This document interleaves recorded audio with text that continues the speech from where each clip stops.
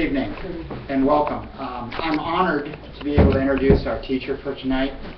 I think a lot of the people, most of the people in this community are very familiar with Doug Veenhof.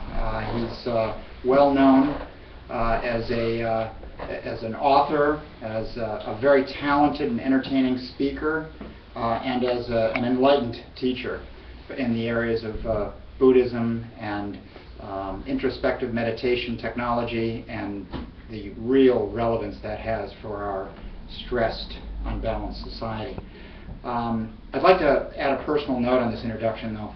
I first met Doug last June when I came to the shamatha workshop that was held here, multi-day workshop, and I was absolutely excited and had a breakthrough as a result of his teaching.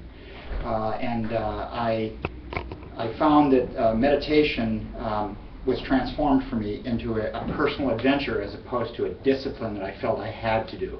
It's something now, as a result of Doug's teachings, it freed it up, made it an experimentation that I was part of the adventure, and I felt that it was personally relevant, and I could see its connection to my emotional and spiritual health. So I hope that all of you can touch that in his teachings tonight, and I'm very grateful to be able to receive more teachings. Thank you, and I'm glad you're here. Thank you, Robert.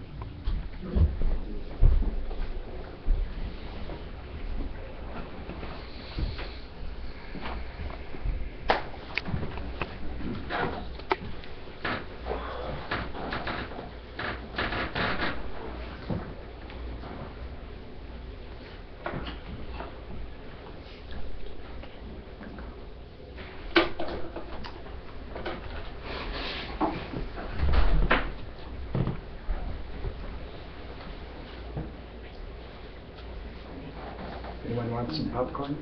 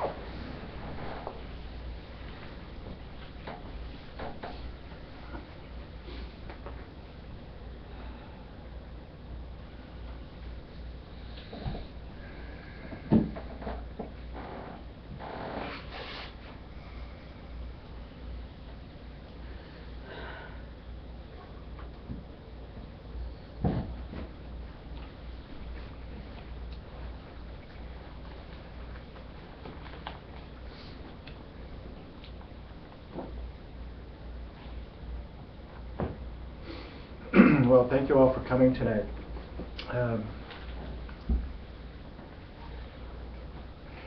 This is the first of 5 sessions that we'll be doing. 1 tonight, and 2 tomorrow, and 2 on Sunday. And this first session is going to be a review of shamatha. So for those of you who were at the workshop last weekend, 6 months ago, this will be just kind of a high-level review for you, and probably things that you already have heard and are probably, hopefully, putting into your practice, as Robert was describing. The potential is really quite extraordinary, I think, for the potential if you do that. And also, if you were here over the 6 months ago, that just hearing it presented in just this review form could help you to see links between different parts of the practice that maybe weren't so obvious when it was a lot more detailed between the highlights. So, and for those of you who weren't at the workshop, how many of you weren't at the workshop and this is your introduction to shamatha? Okay, good. That's, welcome. And tonight I think will give you everything that you need to get everything that you possibly can out of the coming weekend also. So this will be, tonight will be your introduction to shamatha practice. And there is obviously a lot more that can be said to fill in the high points that I'm going to be discussing tonight. But you'll be able to use those high points then to do all of the meditations that we're going to be doing this weekend, which is Vipashyana practice. And so Vipashyana is what you do once you have really stabilized and clarified your attentional skills with shamatha. So shamatha practice, which means quiescence in Sanskrit, is a way of dealing with our default state of mind. And we went into last night in quite a bit of detail. I hope it wasn't too much detail or depressing detail about the current state and the declining state of our attentional skills, in especially the precipitous decline in the last 5 years or so, with the real hegemony really in our culture of multitasking. So we'll be, the whole point of this weekend will be doing explorations really of what is the truth of our experience in 4 different domains, the truth of our experience, both physical and mental, in 4 different domains. And we'll be using shamatha as a base then to launch from in doing those explorations. So this is the fusion. What we're going to be doing this weekend is the fusion of shamatha and vipassana. So shamatha is the practice of making our mind serviceable for doing other practices. And typically in the way that it's outlined in the Pali Canon especially, but in most of Mahayana also, what you do once you have made your mind serviceable with shamatha is to do vipassana practice. So that's the insight practice, trying to figure out the truth of who I am and what is the world and how does the world and me relate, really. So in order to do that, you have to have a type of attention that is both stable and vivid. So normally our typical or our default state of attention is one that is continually oscillating between 2 what are described as meditation faults. But these are just attentional faults. This is a problem for us no matter what we're doing in any phase of our life, whether it is creating a shopping list or writing an annual report or listening to your children describe their day at school. You can either be falling asleep or becoming dull so that your attention is contracting in on itself and you're not present, basically. Or you can be distracted, meaning that you are thinking about something else rather than listening to your child or your spouse tell you about their day, or even driving down the road. So your attention is somewhere else, or it is contracting in on itself. These are the 2 big problems. And shamatha, or quiescence as it's often translated, sometimes as calm abiding also, is the system of training that has been in continuous usage and development really for 2,500 years. So this was something, tomorrow you probably debate me after we talk about this a little more. But we'll just say that the Buddha innovated this, but he really didn't innovate shamatha, but what he did innovate was the fusion of shamatha and vipassana. And we'll go into that in detail tomorrow. and why that's important. And so from the point of view of somebody who has developed, or from the point of view of someone who has made progress in their own path towards shamatha, what the rest of us are cultivating, and what you were cultivating before you began your shamatha practice, is really an attention deficit disorder. And so this is what shamatha is intended to combat. And now it's just, the attention deficit is getting exacerbated and amplified and accelerating very quickly. And so along with all of the other things that shamatha is good for, one of the things that it's good for is just a simple antidote to the erosion of our attentional skills in this culture. So you could say that our untrained mind, before we really set out on this path of shamatha, is like a mind that is illiterate. It's like someone who has never learned to read. So you can still navigate the world. Anybody know what the rate of illiteracy is in the United States? I seem to recall something like 16% or something like that. That's pretty significant. I mean, it's when you think of that what would that be? 1.5 people out of 10 that you saw walking down the street wouldn't be able to read a sign, or probably wouldn't be able to read a newspaper. That's really significant.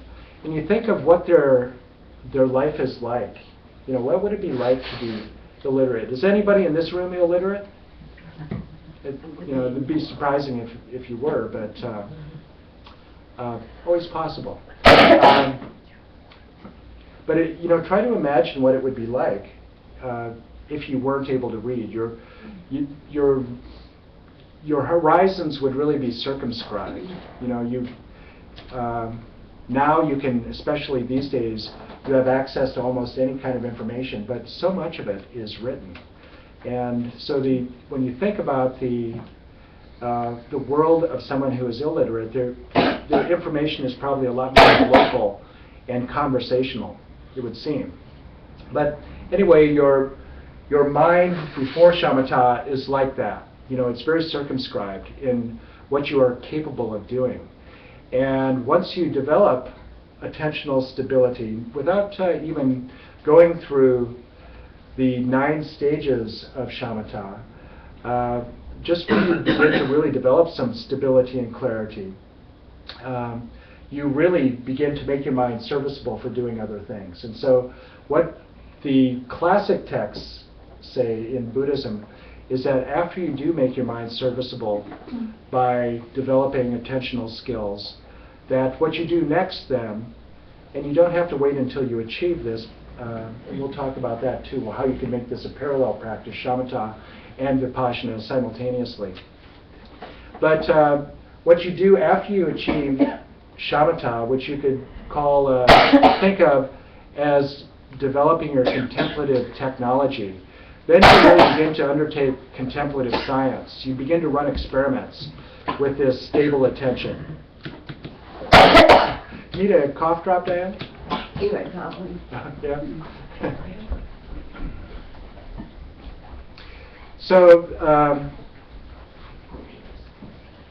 So we can use shamatha and for many different reasons, and you might undertake this practice, and you'll get a lot of benefits out of this, no matter for what reason that you came to this weekend.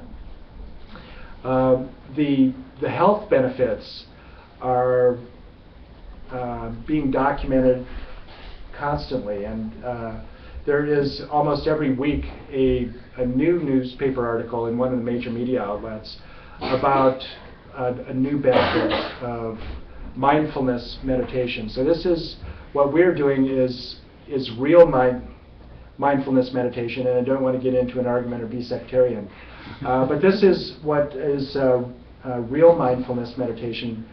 And some of the other mindfulness meditations that you see are very helpful and have very well documented health benefits, but they're have a little bit different technique involved, but this one is the one that the Buddha taught, that we're going to be discussing and practicing.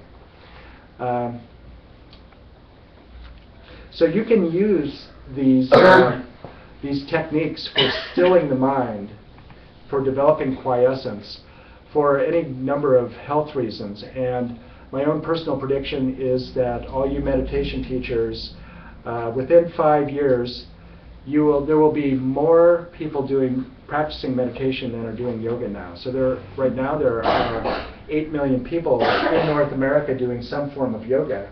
And my guess is that probably 7.6 million of those or so are doing it for reasons of health and fitness, something other than what they, Master Patanjali and Swatmarama developed these techniques, and Patabi Joyce, etc., transmitted these techniques for, which was basically the whole point of yoga was to support your meditation practice. But there'll be people that, so if I'm right, and in 5 years there are 9 million or 10 million people practicing meditation, a large part of that so if it's 10 million people, probably 9.6 million people will be doing it for, again, health benefits. So along with treatment of hypertension and depression and anxiety and all of that, improving outcomes from after heart surgery, etc. One of the most interesting ones that I've seen recently, and this is why I can make such a bold prediction, is that waiting to hit the headlines now is something that I discovered while doing some research in the National Institute of Health Archives. And this is that the type of meditation of shamatha meditation, of focusing your attention on an object and trying to keep it there, is the only thing that is known to not only slow, not only to stop, but also to eliminate completely this phenomenon of cortical thinning in the prefrontal cortex. And this is a thinning of brain mass that happens as we age. And it's thought that this is associated with the onset of dementia, memory loss, and all of that. So not only is this type of meditation the only thing in all of medical literature known to slow and to stop that, but it's the only thing known to promote cortical thickening. So that's point one. The second point, the intersection of that is going to lead everyone to your meditation classes, is that about a month ago or so, I saw that treatment, the cost of treatment for dementia now exceeds the cost of treatment for heart disease and cancer. So when the insurance industry gets onto that, they are going to, and they realize that mindfulness meditation is the only thing that promotes cortical thickening. They are going to be sending people with a doctor's prescription to mindfulness meditation classes. So there are all kinds of reasons that you... They are already. Yeah? Doctors are. Yeah, so there you go. And for typically hypertension, depression also, but yeah, so it's going to really accelerate, I think. So, which is a very good thing. The Dalai Lama, when asked about this phenomenon in the United States, this movement really of decontextualizing meditation practice, taking it out of kind of the nest of Buddhist practices where it's intended to do something, and there's a path that this follows and is part of. The Dalai Lama said, "Oh yeah, that's wonderful. The whole point of Buddha Dharma is to alleviate suffering, and if people are able to learn to relax, to get a good night's sleep, to improve their performance, I'm all for it. Just don't make the mistake of calling it Buddha Dharma." So that, because there are reasons, there's a lot that can be missing if you believe that the entire scope of Buddha Dharma is just in developing relaxation techniques, for instance. So the whole point of this, though, the reason, so 2,500 years, these techniques that we're going to be discussing and practicing have been sustaining themselves and in continuous development. The reason that that is the case is not because of their health benefits. It's because this is absolutely essential to making progress on any of the other paths of Buddhism. So, for instance, anyone ever hear of Master Shantideva? Here's what he had to say about that in Guide to the Bodhisattva's Way of Life. The Omniscient One declared as useless all recitation and austerities that are done with a distracted or a dull mind, even if they are practiced for a long time. Useless austerities, recitation practice. Volume 3 of Liberation in Our Hands by Pavanka Rinpoche, who is one of my greatest heroes.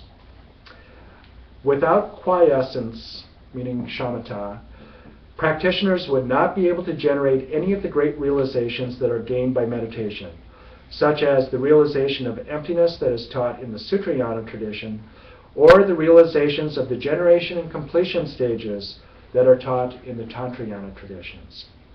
So it doesn't matter how advanced your practices are. If you're one of those people who has decided to have dessert before dinner, this is a cautionary note from two of our greatest authorities, that what the beginning of the path, the foundation of the path, if you really expect to make progress on the path, you really need to develop basic meditational skills first. And what Je Tsongkhapa had to say about this then in the quiescence section of the Lamrim Chenmo, and this is slightly paraphrased, until you develop shamatha, you don't have a mind, your mind has you. So anyway, I would like to, I just need to get out a timer. I would like to just run a little experiment now. We're going to be doing a series of meditations tonight, so this will be our first one. And you can just do this right where you're sitting.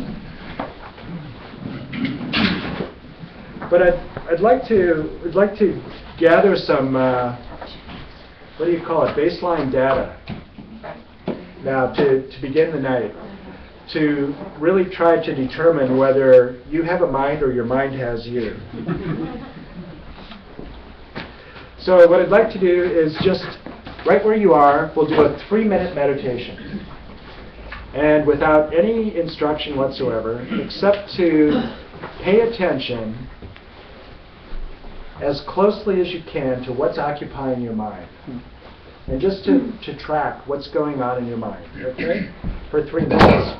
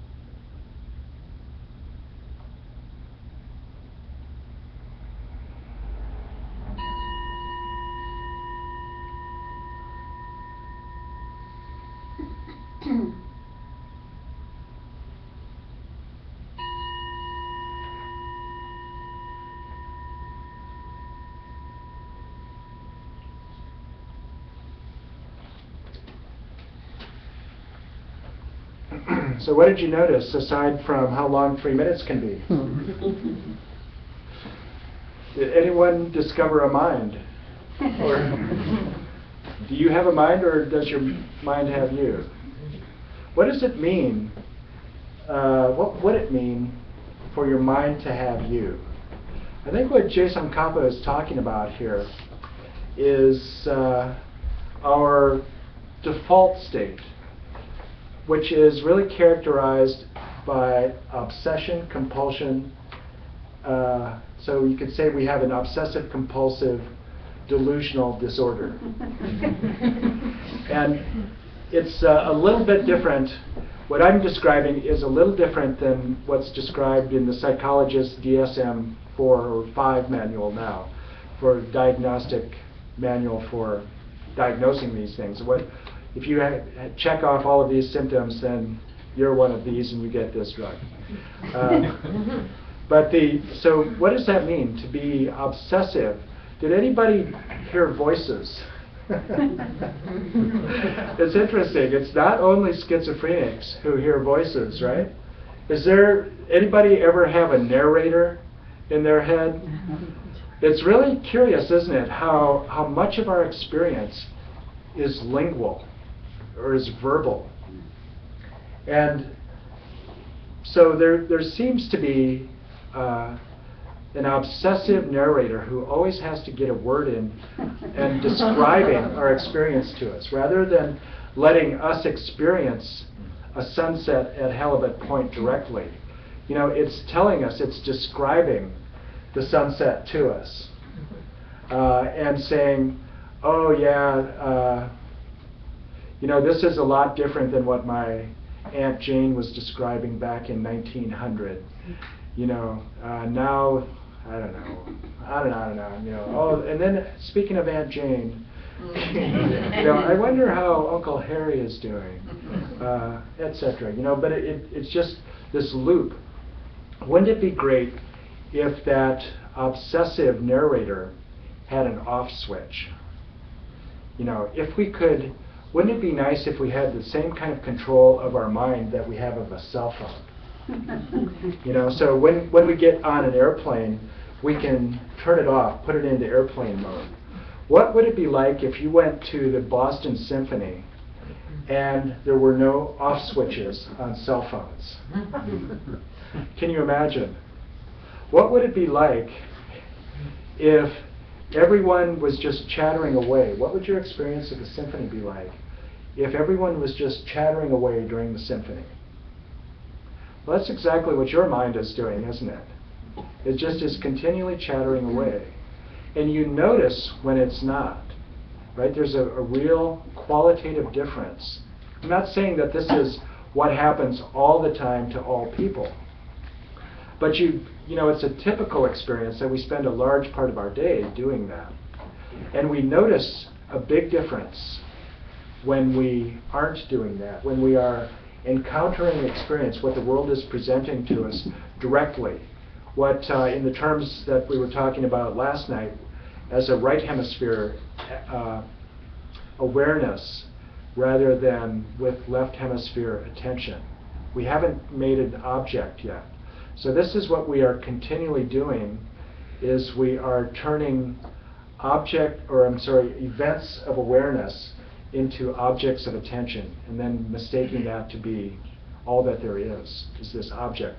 Forgetting and not even being aware of the event of perception that actually is all that we are experiencing. But we need to develop shamatha in order to become aware and to really watch that whole process.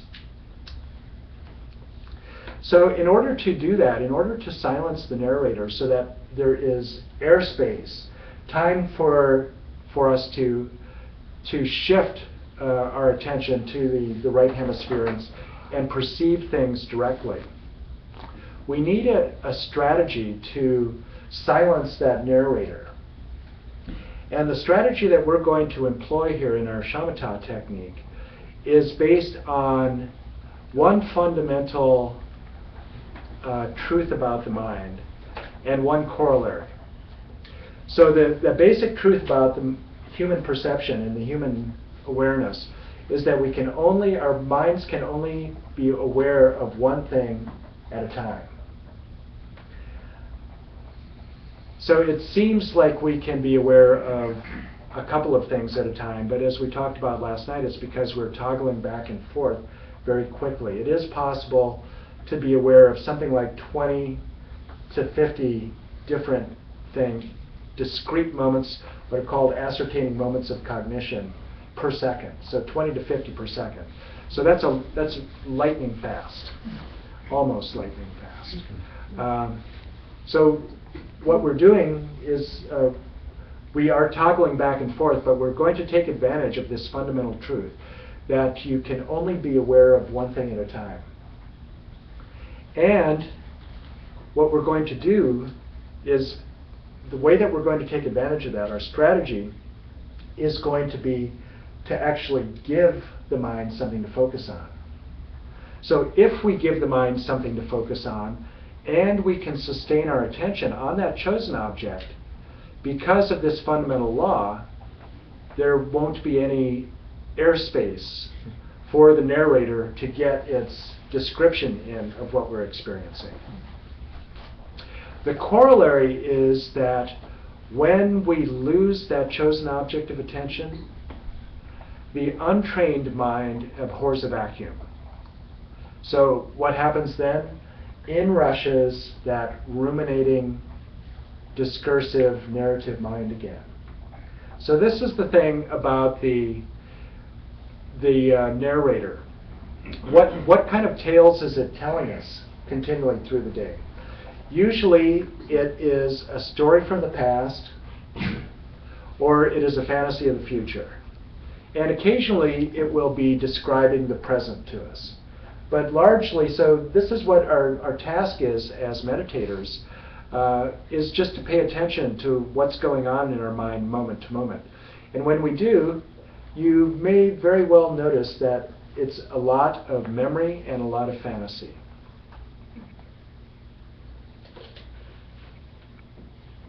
So we're going to be developing two real fundamental skills in our meditation practice. So the first is mindfulness. Mindfulness is defined as the present moment of attention focused on an object of your choice. And it's the active present moment of attention focused on an object of your choice. So this is where it gets to be, it's a little different than the definition of mindfulness that you hear currently, that is in popular culture, and especially in psychological literature. So mostly what they're talking about is what you could term open choiceless awareness, where you're just trying to remain present for whatever is arising in your mind. That actually is not what the Buddha recommended as the way to develop stability of your attention. What the Buddha said was that you develop stability by focusing on an object that you're going to choose. because otherwise what you're going to be doing is probably just paying attention to a lot of narration about the past and the future.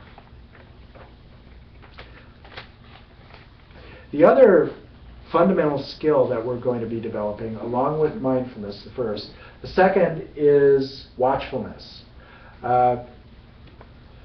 You could also sometimes, this is called introspection.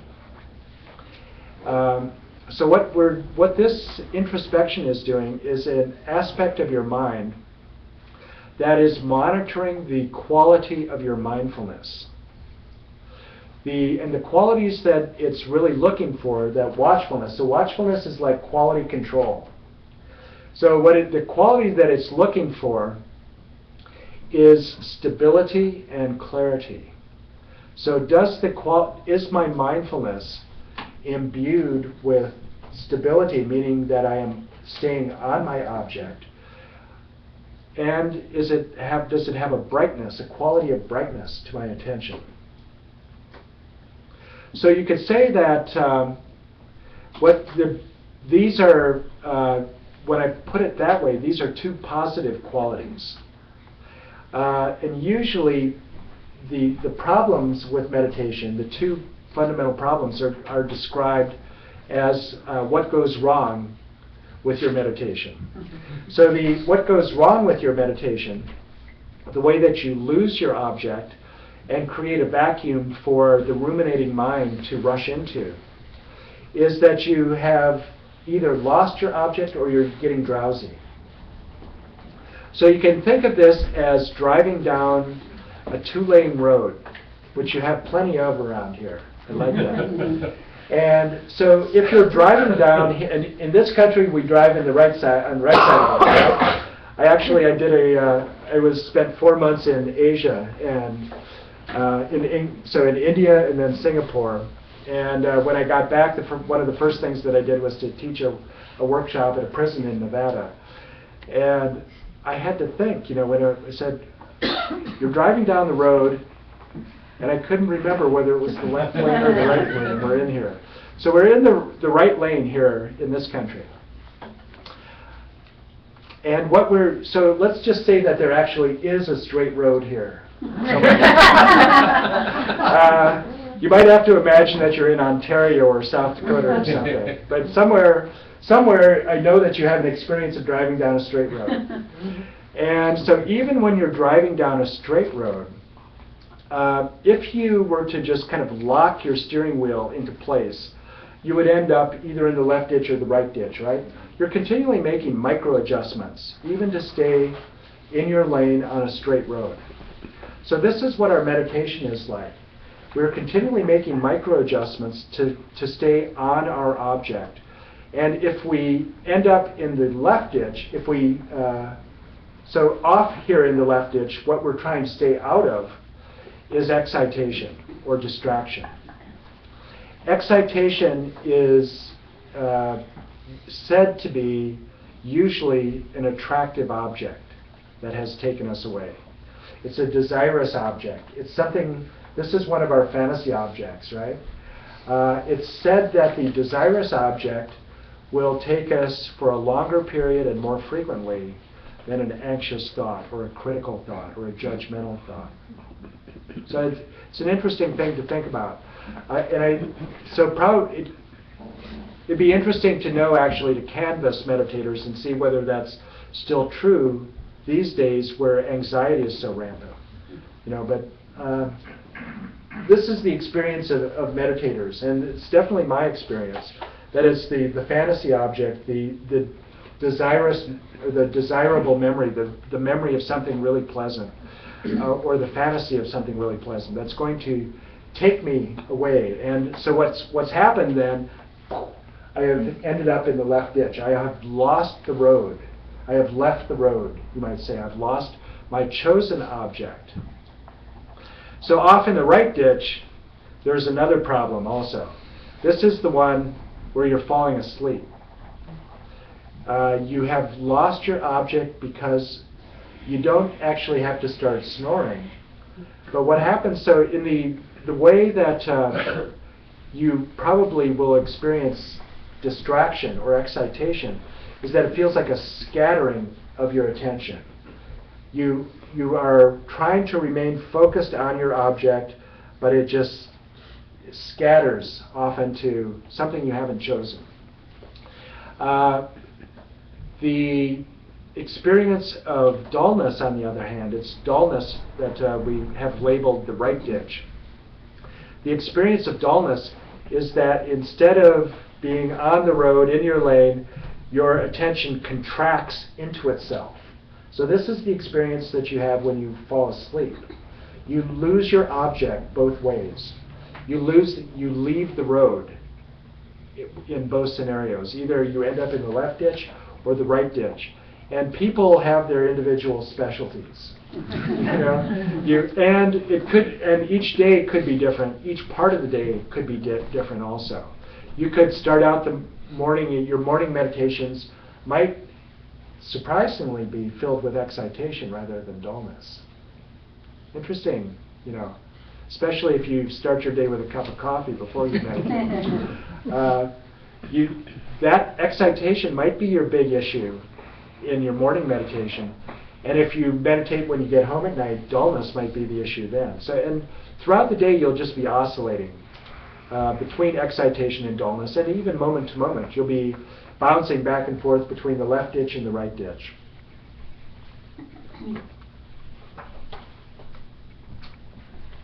So how do you keep your mind out of these two ditches?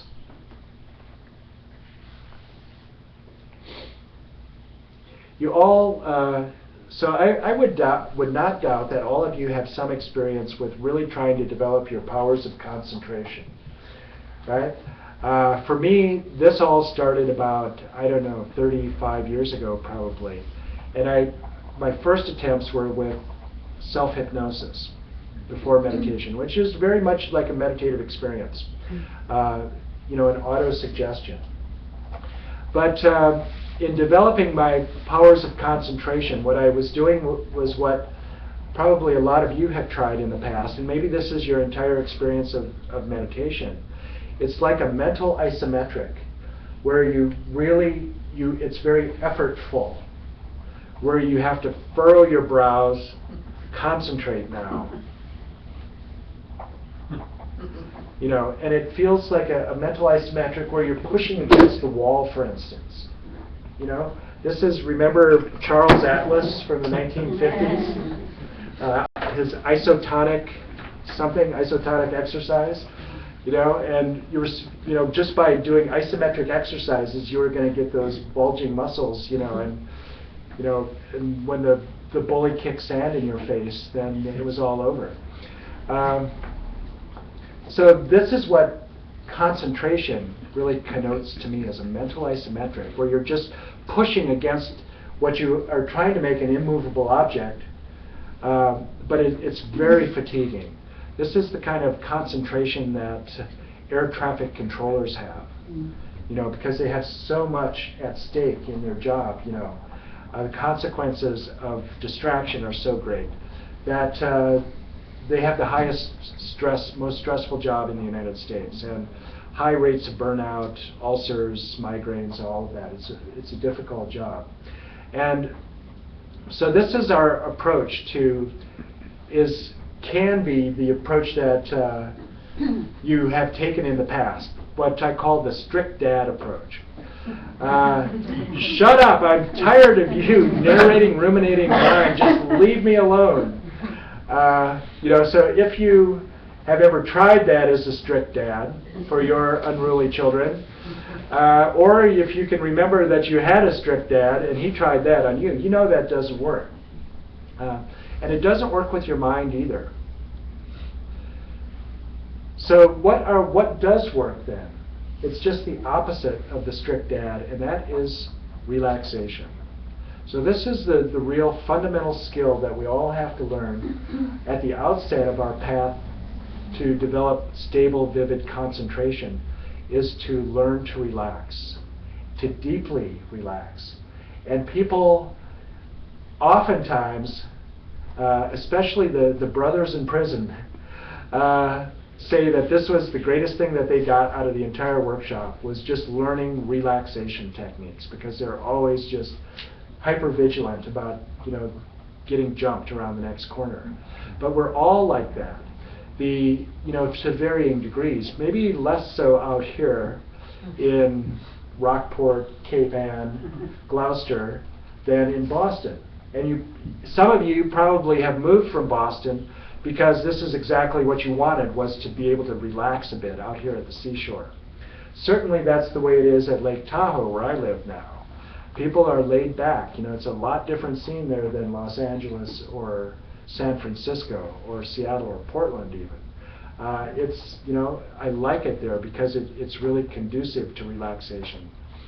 But still, there's something that is happening in our culture that is because of our constant connection to media now, it's continually arousal, arousal, arousal, rather than relax, relax, relax. And so we may need to do a little remedial relaxation in order to prepare ourselves for our meditation practice. Too bad, right? So relaxation itself is not an unknown skill to us. No matter how stressed out we are, no matter how hypervigilant we are throughout the day, we still do relax at some point. And that's typically right before we fall asleep, right? And it could be that's the only time that you relax. So relaxation is not an unknown thing. But what we want to do is to train ourselves to not fall asleep when we relax. We want to develop a new skill, what is really an anomalous skill here in 2013 global culture. And that is to be able to deeply relax while maintaining a brightness, a quality that's called clarity in our meditation. And that is a degree of engagement. Clarity is really a degree of keen curiosity about your object. That's really what it feels like, and a brightness of the quality of your attention. And so you all know what deep relaxation feels like, because you do that right before you fall asleep. And you all know what brightness feels like. So when you are walking along the ocean side, and especially if you're doing something like hopping along the rocks, and you're dodging the spray or something as it's coming out, or you happen to see whales or something, dolphins out there, your attention is extremely bright. You're highly engaged with your object. There's no way that you're about to fall asleep. Drowsiness is not an issue. The anomalous form of attention that we want to train ourselves in, and that is absolutely essential as a meditator to develop, is to be deeply relaxed and simultaneously have bright clarity.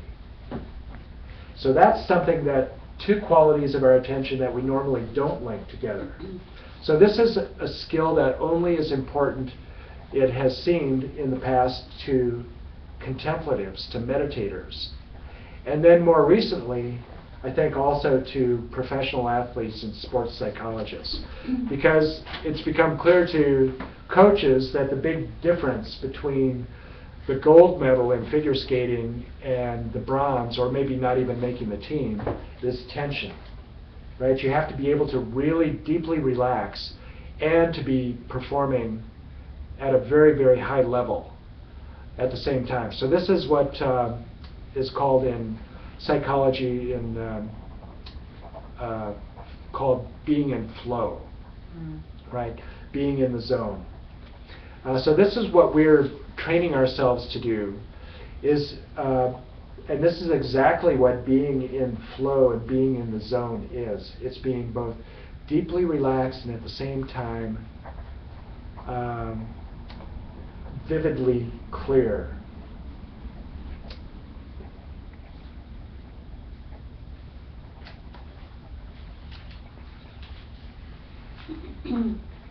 So what we're going to be doing when we are deeply relaxing is to release tension, but we are not going to release our engagement with our object. So we're going to deeply relax, but not release the degree, the vividness of our engagement with our object.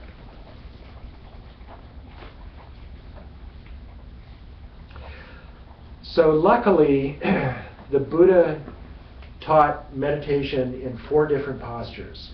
He not only authorized, he demanded that we learn and master these 4 different asanas, you could say.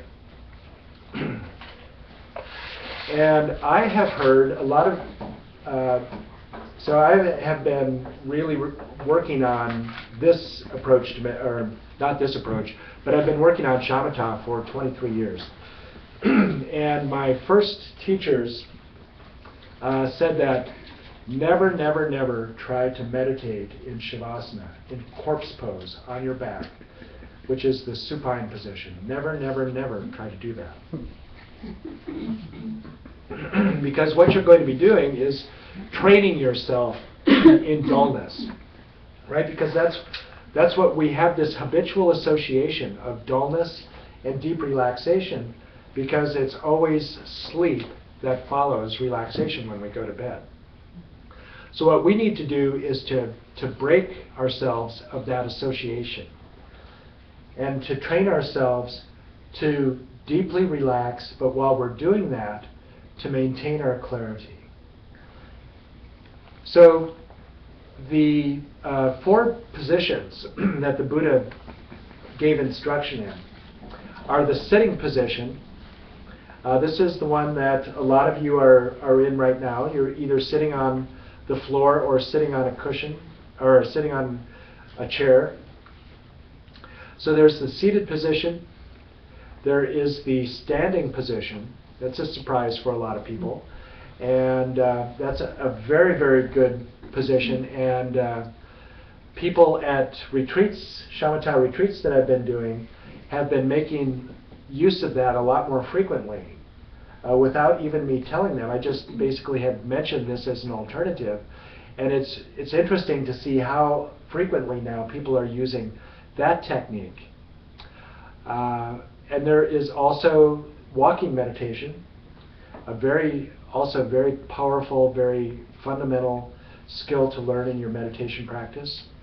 And then there is the supine position, or on your back, shavasana. So these are really arrayed in a continuum. We'll say that over here on this side is relaxation, and over here is clarity. These are 2 attributes that we would like to have in our meditation practice. So the most relaxed of all of these asana positions is flat out on your back, right? Supine position, corpse pose.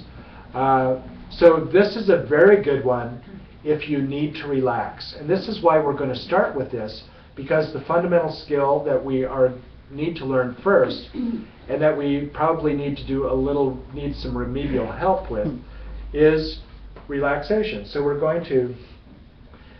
are going to disregard the advice that I got 23 years ago. Never, never try to meditate on your back, because you're going to just be training yourself to dullness. It's just not true. And you need to actually break yourself of that habit in order to make any progress at all in your meditation path. So first of all, we're going to establish a base of relaxation, and then we are going to balance that base of relaxation with clarity. So this is your shamatha practice all the way through what are 9 landmarks described by the great Indian sage Master Kamalashila from the 8th century University of Nalanda in northern India, Bihar. Wrote the greatest text ever describing your path through and what the potential of meditation practice is. So he described your journey through 9 stages. And all of the 9 stages are a balancing act. So the very first balancing act that you need to learn is balancing deep relaxation and clarity. Balancing relaxation and clarity.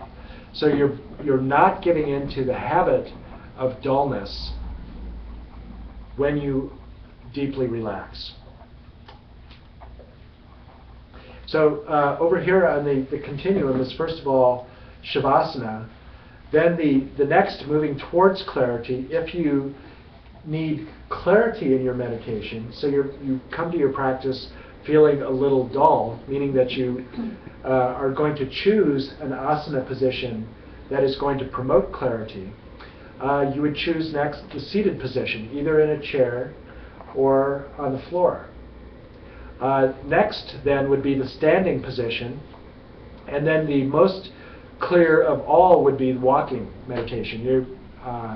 I've never seen anyone fall asleep, or I've never even seen a head nod while someone is doing walking meditation. Or standing meditation, either. I have never seen a head nod while people are standing, because both of these are very good antidotes for drowsiness. But on the other hand, if excitation is your problem, then you want to choose one of these other two postures that are closer towards the relaxation end of the continuum. So whichever position that you choose, and we're all going to start momentarily with Shavasana, whichever position of the four that you choose, you are going to be developing a fundamental skill with either of these, or with any of these. And your goal at this attention at this stage, is to develop something called bare attention. And what we're going to be doing is focusing on tactile sensations, the sensation of touch, while we are doing our first meditation here. Bare attention, it's said in Buddhism that there are 6 sense fields rather than 5. So along with the 5 physical senses, there's also the mental domain, which is what we use also to apprehend the world with, along with the 5 senses. So what we are going to be doing in developing bare attention is to focus on only one of the 5 or the 6 sense fields. And we're going to be focusing on the tactile, the sense of touch. And what we're going to be doing while we are focusing on tactile sensations only is becoming aware of how frequently, or we're going to be trying to develop a skill of distinguishing tactile sensations from the way that we typically relate with the world as a conceptual overlay. So typically what we often do, even when we are trying to sense our own bodies, what we are doing is we are navigating a conceptual map of our body. You know, it's as if we have a subway map or something in our body, and if I tell you to focus your attention on your elbow, it's as if, you know, you've got a list of lights and bing, the light goes off, you know, at the elbow stop. So what we want to be able to do is to really distinguish what is a tactile sensation and what is the experience, how is that different than the conceptual overlay. And when you notice that you are actually relating to your body conceptually rather than as a tactile experience, you're going to just discard the tactile or the conceptual experience on the out breath. So we're going to now get into choose your Shavasana meditation position. And if you need to use the restroom before, go ahead and do that while the rest of us are getting into position.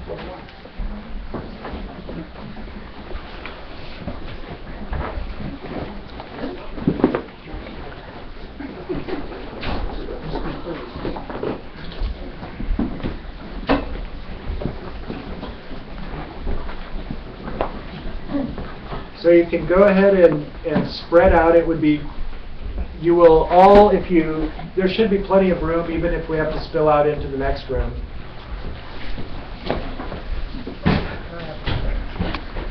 If anybody needs a yoga mat or a blanket, just raise your hand and we'll find one for you.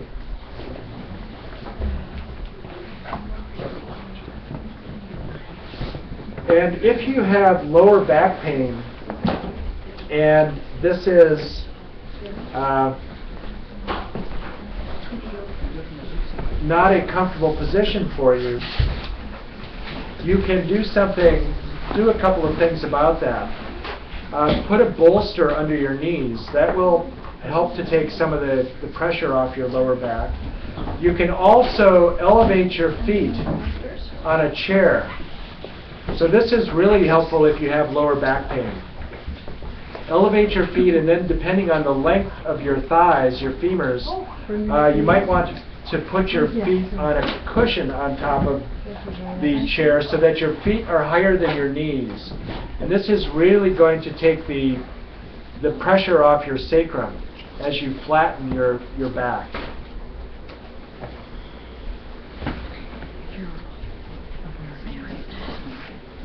Yeah. Here, take this one, Elizabeth, because I'm not using it.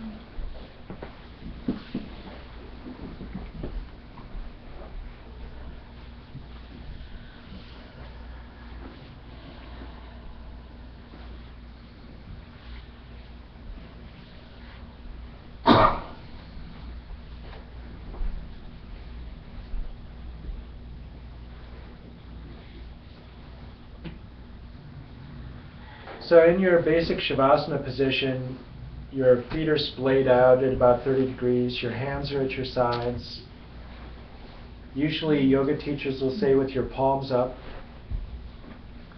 If you need a pillow under your neck to be comfortable, you can use that also. An Iyengar teacher in Singapore just told me that I needed one. I was surprised. She said the key is if your chin is higher than your forehead, you're compressing your neck, and that it's helpful to raise your forehead a bit then with a pillow.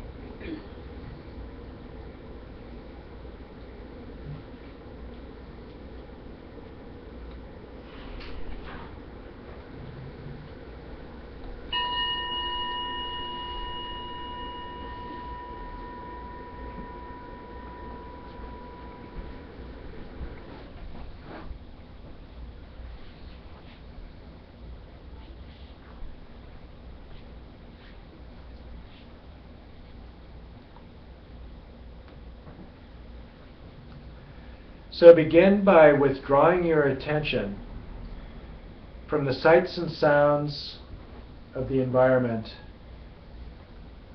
and bring them into the domain of your body. Bring your full moment-to-moment bare attention into your body and focus there on tactile sensations only. Release for the short period of this meditation all fantasies of the future, all memories of the past, all concerns. Give your mind a holiday.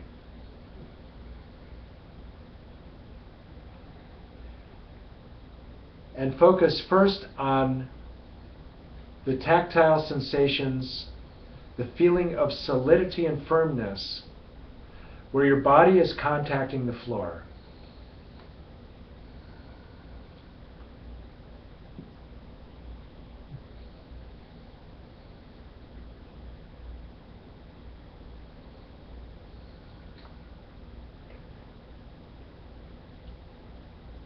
This practice begins with what Padmasambhava called settling the body in its natural state. And this is a state imbued with three qualities: relaxed ease, stillness, meaning that for the period of this meditation, try to keep your body as still as possible. A still body supports a still mind.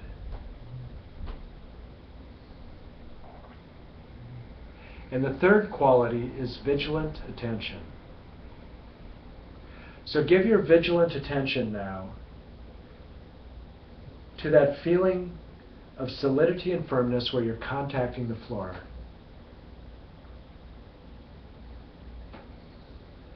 This is a grounding way to start every meditation.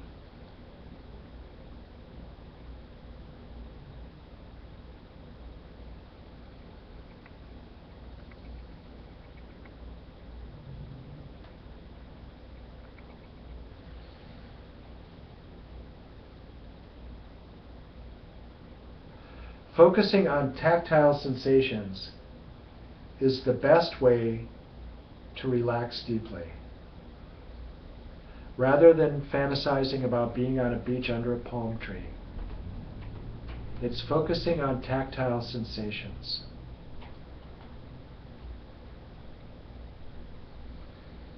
Giving your attention to one sense field only.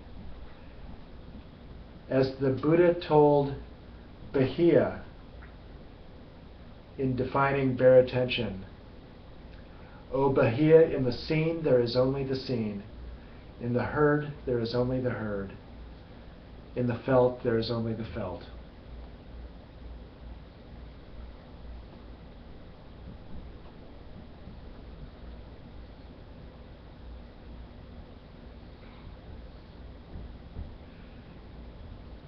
Now, before we proceed too much further with deepening your relaxation, note the degree of clarity that you have at the beginning of your meditation.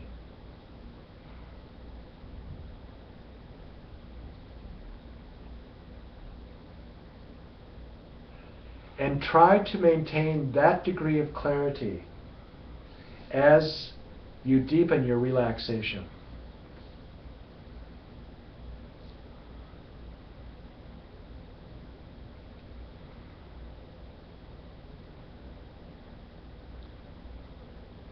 Now let your attention roam throughout the body, noticing tactile sensations wherever they arise. Whether it be an itch on your scalp, some trembling in a deep tissue, a pain in your knee, whatever it is, give it your full attention and experience it only as a tactile sensation.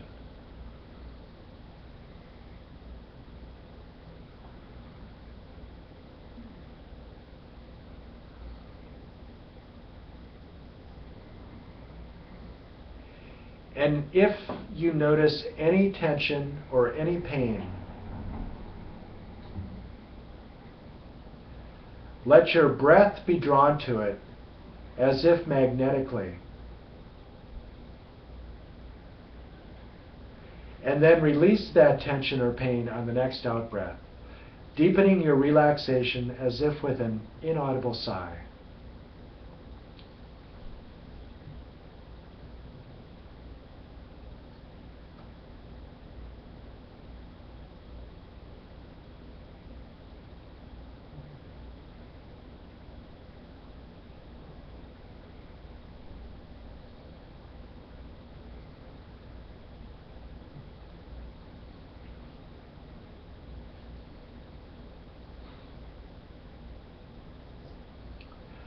The moment-to-moment bare attention you are cultivating here is focusing only on physical sensations. And if you notice that you are navigating your body with a conceptual map, Discard that conceptual map on the next out breath.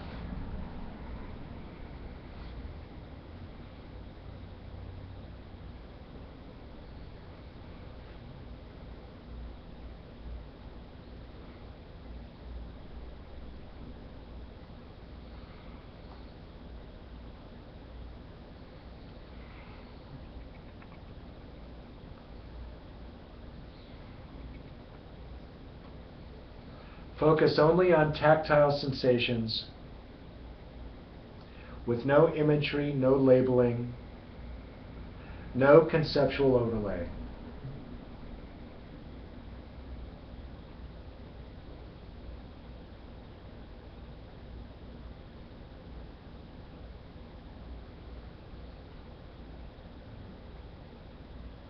Let your watchfulness check in periodically to monitor quality control.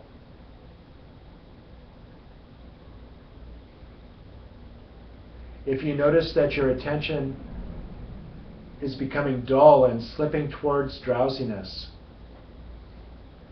brighten the quality of your attention. Refresh the interest in your chosen object on the in-breath.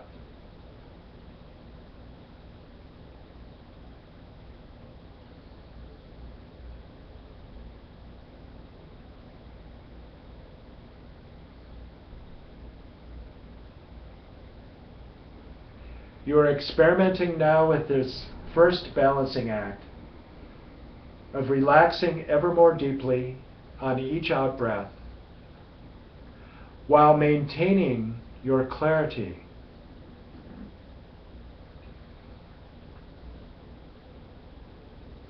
And if you discover that your clarity is becoming more dull, revive that clarity on the in-breath.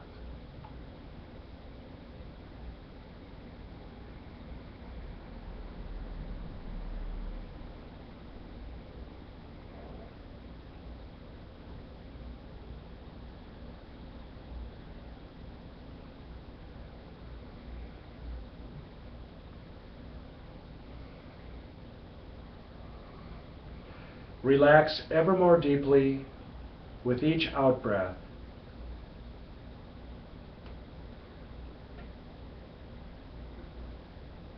And be fully aware of the degree of clarity that you have.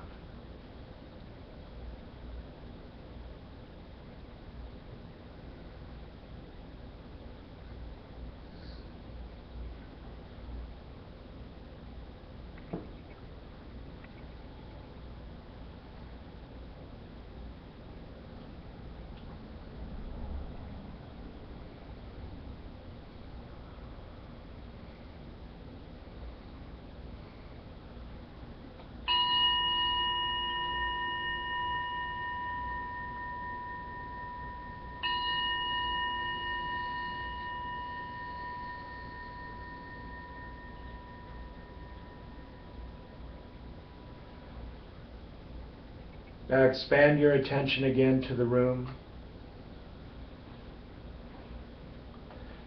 Wiggle your fingers and toes. You can stretch your arms overhead, your legs. And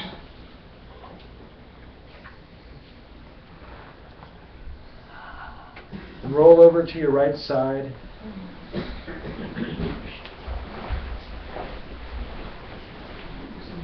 And then sit up. And reluctantly return to your seat.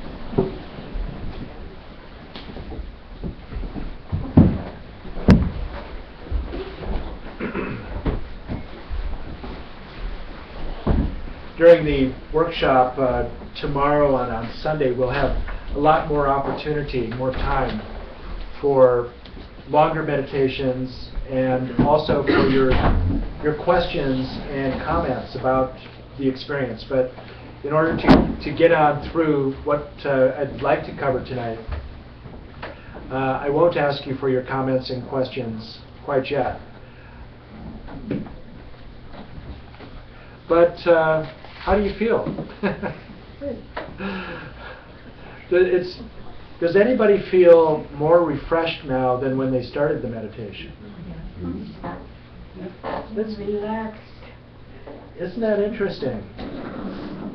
Yeah, and you know, there weren't too many people snoring. This is, you know, every yoga teacher knows that after an hour and a half of vinyasa flow, that when people finally really relax at the end, a lot of people just fall asleep. It's a wasted opportunity, because a lot of them will tell you that Shavasana is the most important asana of the entire hour and a half, but they won't tell you why or what that means. And this is it. You are in a state of deep relaxation, and there's an opportunity to meditate then, but nobody seems to understand that. And people just kind of piss off the opportunity, and you know, don't and just do start snoring. So once you really begin to get and develop this fundamental skill of meditation, of really being able to relax deeply while maintaining your clarity, it's a very, very refreshing experience.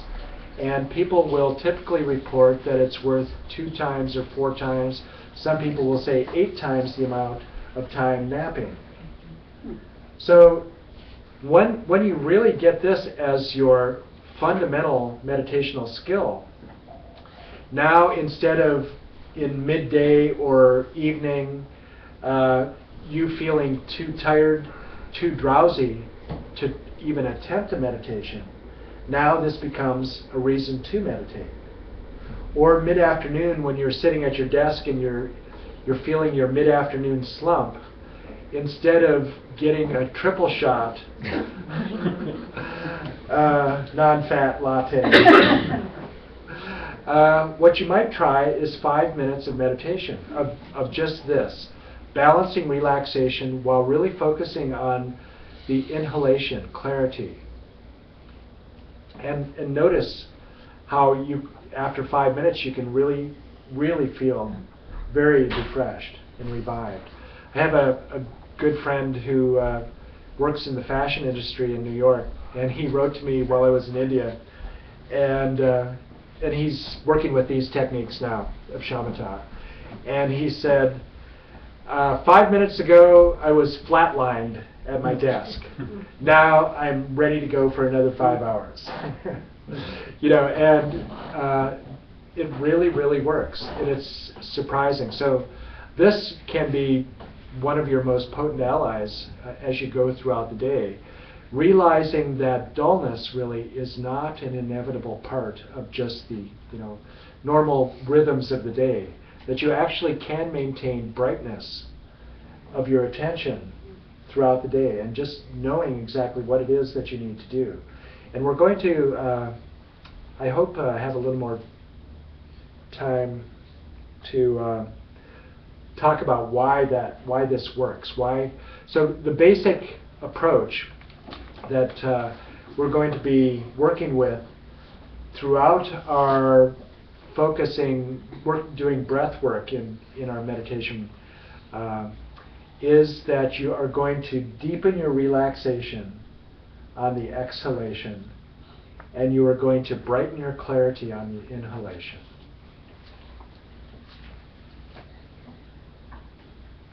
Say that again. You're going to deepen your relaxation on the exhalation, and you're going to brighten your attention, the quality of your attention. You're going to enhance clarity on the inhalation.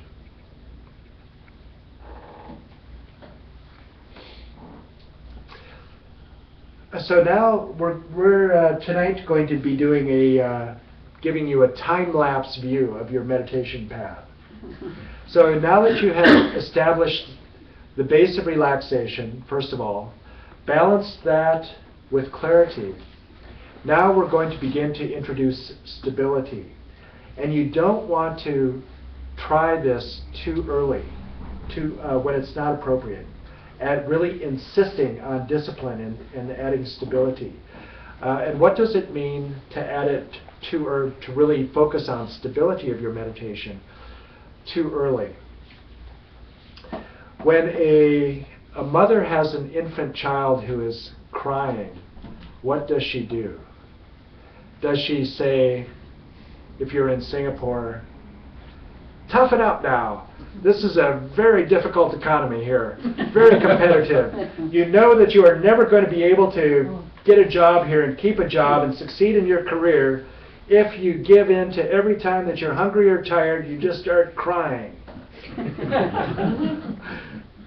Not even the Chinese do that. You know, that would be ridiculous, wouldn't it? So that's what we try to do with our minds, though, by introducing stability, the discipline of stability, too early. And what does it mean too early? It means if you are insisting on stability and you are losing your base of relaxation because of it. So the primary thing that you have to always maintain in all meditation throughout the 9 stages is your base of relaxation. Isn't that too bad? So every time that you're doing this, furrowing your brow and attempting the mental isometric of concentration, you are losing your base of relaxation. You're going in the wrong direction. You are attempting a counterproductive technique. Give it up. So when it's appropriate, meaning that you have really established that base of relaxation, you have developed the skill of deepening your relaxation and maintaining your clarity while doing that, then it's appropriate. So at the appropriate time, when a child is 3 years or 4 years old, we all know that they can benefit from some discipline, showing them boundaries, limits. Don't run out into the street in front of cars, So this is when it's appropriate, we're going to be adding stability. So how do we add stability? What we're going to be doing, we're going to be using this strategy of choosing an object to focus our attention, to anchor our attention. And does it matter, really, which object that we choose? The Buddha said yes, it does. Asanga, who is the great authority on method in the Mahayana tradition, said yes. Pabanka Rinpoche said yes. It does matter which object that you choose. And they all said, if your particular meditation problem is distraction, if you are plagued by the ruminating mind, telling you fantasies of the future, keep dredging up memories of the past, if that's your meditation problem, rather than falling asleep in dullness, there is one particular object that you should use and employ because it is the best, and that is the breath. So for some people, I just have to mention a couple of sources here, because some people have heard that the breath is an impure object. Meditation tradition that I studied in for a long time, for 23 years, that was the approach, that you choose a visual image to develop stability with, rather than the breath, because the breath is not a virtuous object. But here's what, so if you ever find yourself on the debate ground having to defend this, when you're on the debate ground and you're talking about emptiness and you need to invoke the great master, you invoke Arya Nagarjuna, right? When you are on the debate ground and you're debating something that has to do with method and you want to invoke the greatest authority, you invoke Arya Asanga. And so this is what Arya Asanga had to say about the breath as an object. Quote, "If involuntary thoughts particularly dominate your behavior, then focus the mind in mindfulness of the exhalation and inhalation of the breath." How about Pabonka Rinpoche, who is used and cited as the authority on the Lam Rim approach for developing quiescence. Pabonka Rinpoche said again in the quiescence section, volume 3 of my favorite edition of the Lam Rim, said, quote, "Those who have trouble controlling discursive thinking should focus the mind on the breath." So if you're one of those very rare people whose meditation problem is excitation, one of those very rare people, which I confess that I belong to that minority also, the minority of the 99%, then this is what the Buddha, Asanga, all of the great masters say, that if this is your problem, you should choose the breath to anchor your attention. The breath has two very great qualities that make it the suitable object. The first is that the breath is continuous enough over time so that it really it helps to promote stability. If you choose an object that is changing continually, you don't know when watchfulness checks in at time 7 whether it's the same object as at time 1, right? So you don't know whether you've lost your object or not. So it's helpful to choose an object that is continuous enough so that watchfulness can tell you authoritatively whether you are on your object or not. So that's helpful. That's a great attribute of the breath, that it is continuous from time 1 to time 7 to time 14, that watchfulness can tell you whether you're on your object or not. Now, this meditation bowl is also continuous from time 1 to time 7, to time 14, to time 1,000,007, 1,000,014. So it has that great virtue. A rock also does. You could choose that as your meditation object.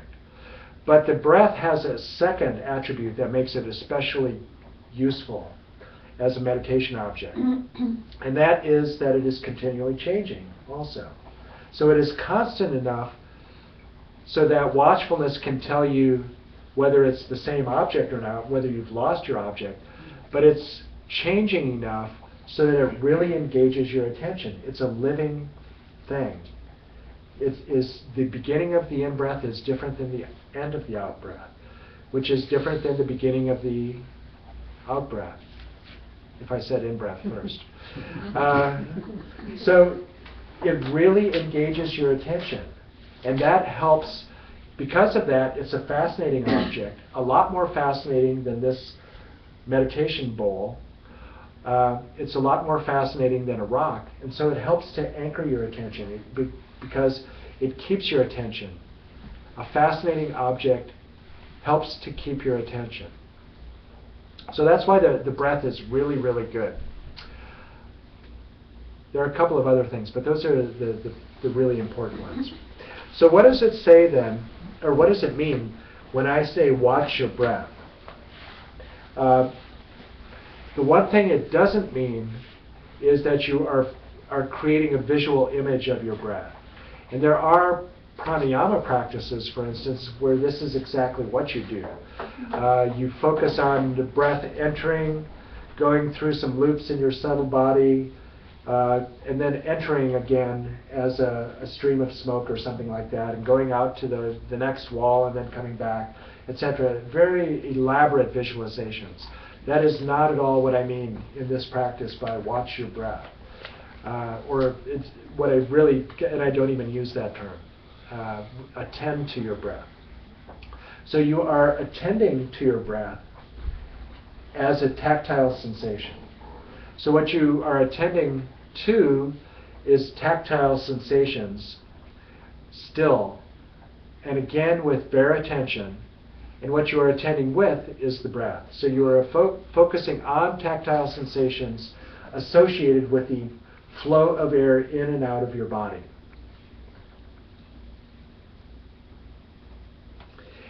And then, so we, first of all, our first practices were settling the body in its natural state, meaning that we relaxed, our body is still, and our attention is vigilant.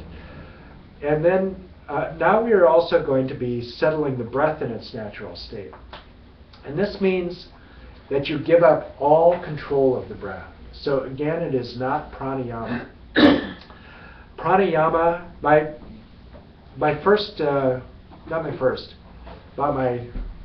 fourth meditation teacher and my very, very dear teacher told me that you need to equalize the out-breath with the in-breath. And that the way that you do that is by becoming aware of the heartbeat in the eyelid. And that then you use the heartbeat as a metronome, and you count 5 heartbeats for your exhalation, 5 heartbeats for your inhalation. So it's a way, typically our exhalation is shorter than our inhalation. And so we really worked on that, but we don't do that here either. What we do, and you don't, like pranayamas, you don't have a ratio of in-breath and out-breath, ratio of in-breath suspension and out-breath, etc. None of that. What it means to settle the breath in its natural state is to give up all control of the breath. Just let the body breathe itself. Your body, after all, is the authority. Thank God that we don't have to have conscious control, or it's not a matter of volition to draw the next breath, because we're distracted continually away from the breath, right? So it's a good thing that the body is the authority on breathing. So just let the body breathe itself and be content with whatever it is. Don't wish that the breath was something other than what's happening right now. This is surprisingly, again, a skill that has to be learned. It's release of control, because the breath can easily be controlled by your will. And whatever the ego can control, it will try to control. And so this is very powerful exercise in giving up control, egoic control, to the present moment of experience. A very powerful lesson to be learned here. And a lot of people will report that they have been in retreat for 7 days and they still are controlling the breath. They still can't give up control. Highly skilled managers often will report that. And so very effective managers will report that. So this is the skill that we are going to be learning and practicing in settling the breath in its natural state. Give up all control and just be, what you're doing is focusing on tactile sensations associated with the breath, and you are just noticing whether the breath is long or it's short, whether it's deep or it's shallow, but you are not dissatisfied with that shallowness or that length of breath. You are just noticing what's going on.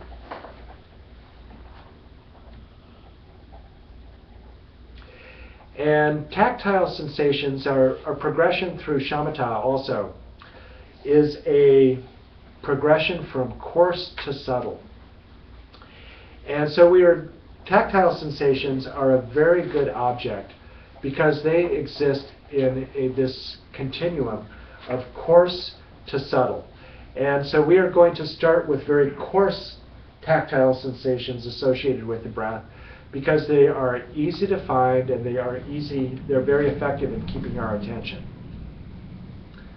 So the very coarse tactile sensations associated with the breath are at the abdomen, because the abdomen is rising and falling if you are on your back, and it is expanding and contracting if you're sitting, moving in and out.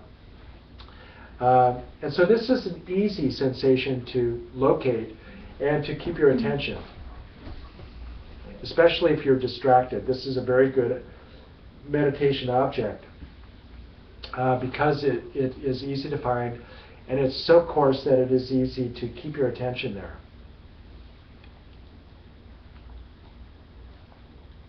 And again, what we are doing is focusing on tactile sensations of the abdomen with bare attention. So we are not using imagery. We are not thinking of, this is conceptual map. My abdomen is midway down my body. What we are trying to do is release all concepts of the body and focus only on tactile sensations. And you may notice, this is sound. It's a very fundamental skill, but it's not basic. It's not elementary. It's foundational. But there is so much to be learned here. What you may notice, so bare attention is a skill that you are going to be employing all the way through your meditation, 9 stages. And releasing control is also a skill that you're going to be employing all throughout the 9 stages. What you may notice when you are really successfully able to focus only on tactile sensations, rather than dealing with your body as a concept, is that you may not be able to locate where exactly these sensations are. A very interesting experience. You'll notice the sensations, but the boundaries of your body, it may feel like the boundaries of your body, because you are focusing only on tactile sensations with bare attention, it may feel like the outline of your body dissolves, and that these sensations are just something you're experiencing in space. Not something to try to do, but you just may notice, if you were to spend 100 hours or 100 days doing only this meditation, it could have very profound effects in breaking down the boundary between you and the external world. Possible. So let's do another meditation then, and we will get some practical experience with focusing on tactile sensations of the breath. Now we're choosing an object to anchor our attention. We are choosing the coarse sensations of the breath at the abdomen. And this again is a very good one to do in Shavasana. So let's do that, unless you need to sit up. Because in Shavasana, your abdomen is rising and falling. And when you are sitting upright, there is muscular tension. You have a little bandha there that is preventing the abdomen from moving as freely. And if you need to use the restroom, go ahead, because we don't want you to be distracted during your meditation. And because our time is short, we're going to be going on without taking a formal break, so just use the restroom as you need to.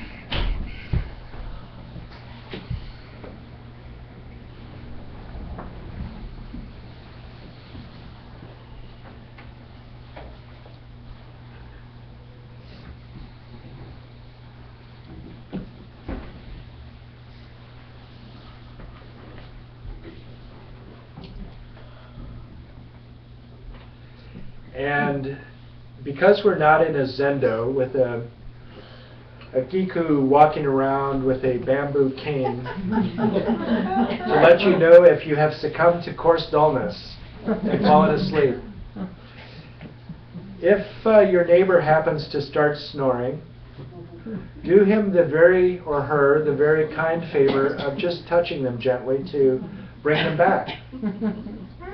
And if you are the one who has been touched, there's nothing to resent, because they're doing you a favor of letting you know They are like your watchfulness for you. They are letting you know that you have succumbed to coarse dullness.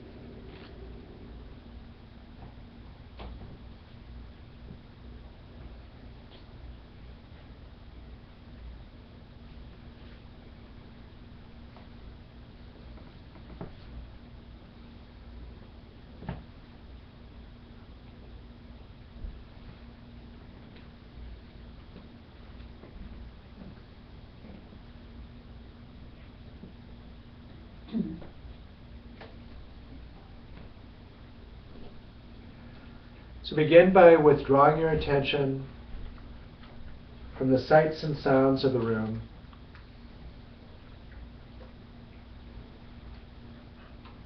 into the domain of your body. And give your full moment-to-moment bare attention there to tactile sensations only.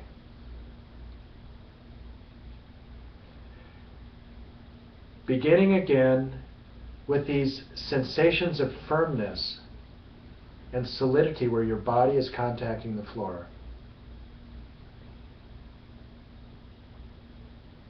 In this position, you have a lot of sensory stimuli to work with. The back of your head, your shoulders, elbows, hands, your hips, legs, feet. Just notice, what does it feel like?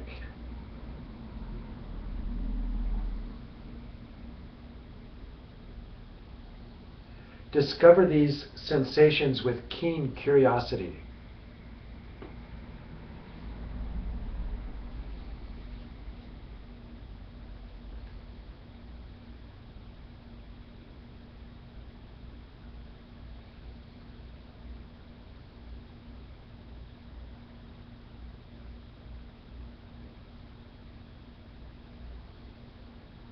Now let your attention roam throughout the body wherever it will,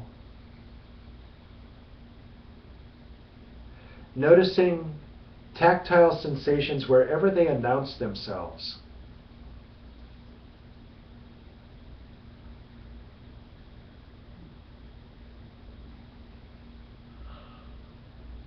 Be it an itch, a tingling, a pain,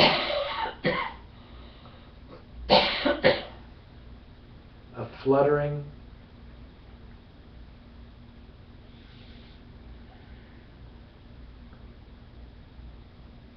moistness,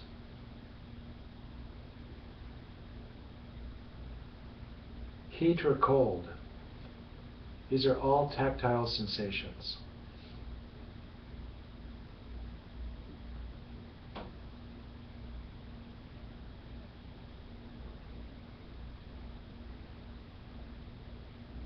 Give them bare attention, meaning that you are focusing only on this one domain, the sense of touch.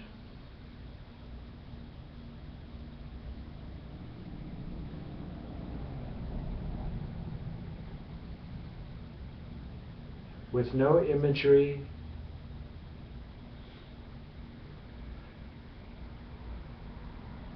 no conceptual overlay.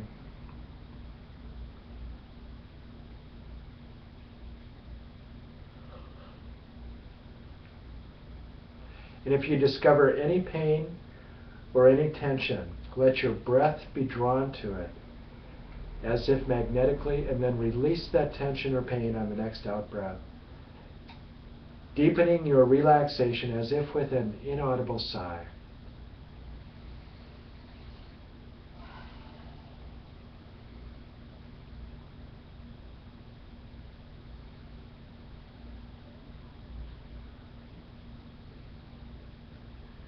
Note now the amount of clarity, the degree of brightness of your attention that you have at the beginning of your meditation.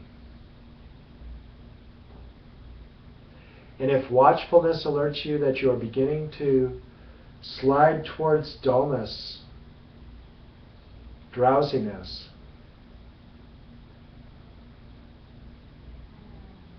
refresh the brightness of your attention on the in-breath. Revive your clarity with the inhalation.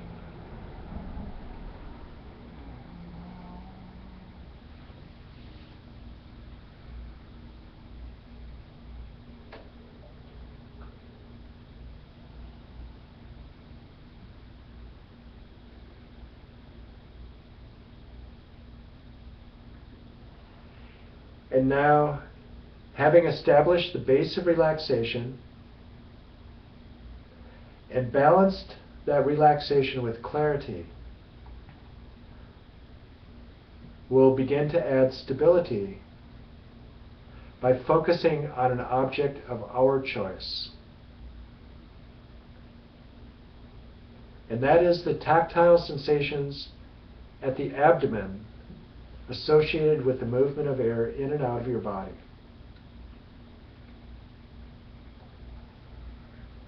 So give your full moment-to-moment bare attention to those sensations there as the abdomen rises and falls.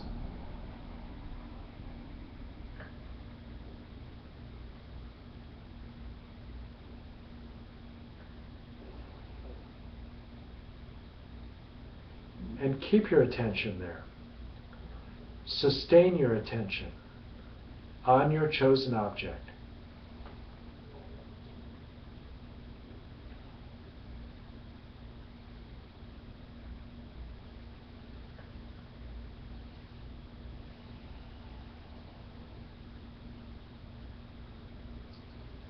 If any ruminating thoughts obtrude, release them on the out-breath. Any narrations of the past or the future, release them on the out-breath.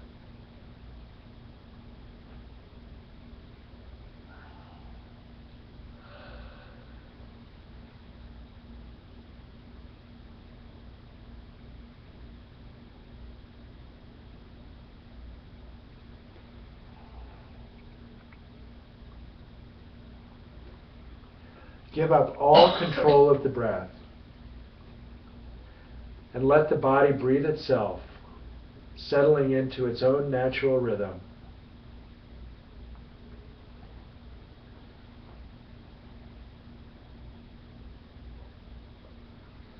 As the Buddha said, if the breath is long, notice that the breath is long. If the breath is short, notice that the breath is short.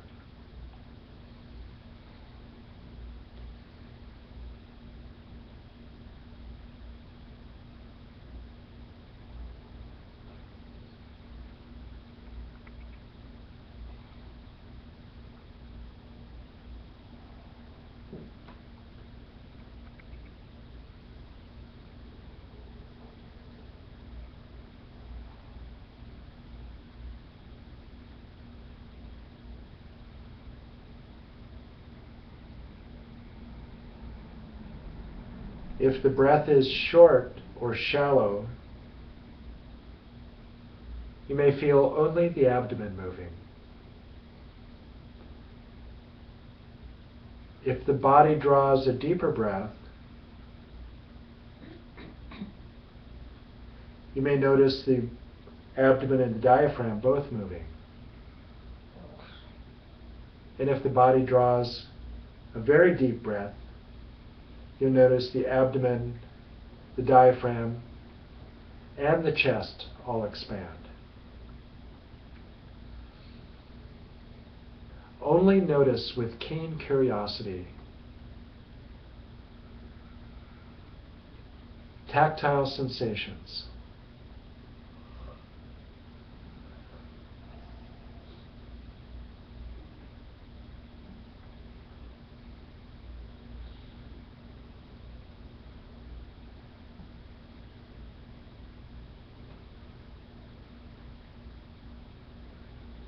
Continue releasing and relaxing all the way through to the final instant of the out-breath, before the body is spontaneously filled again by the weight of the atmosphere.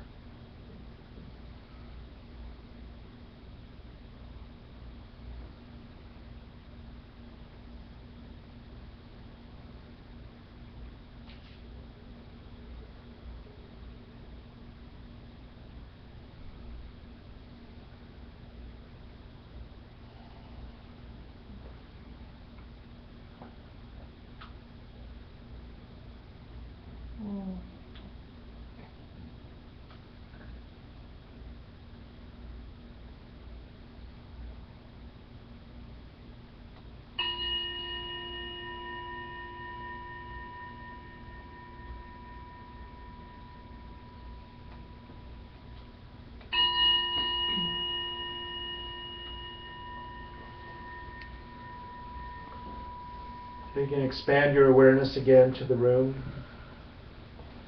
Wiggle your fingers and toes. Stretch your arms overhead, stretch your legs.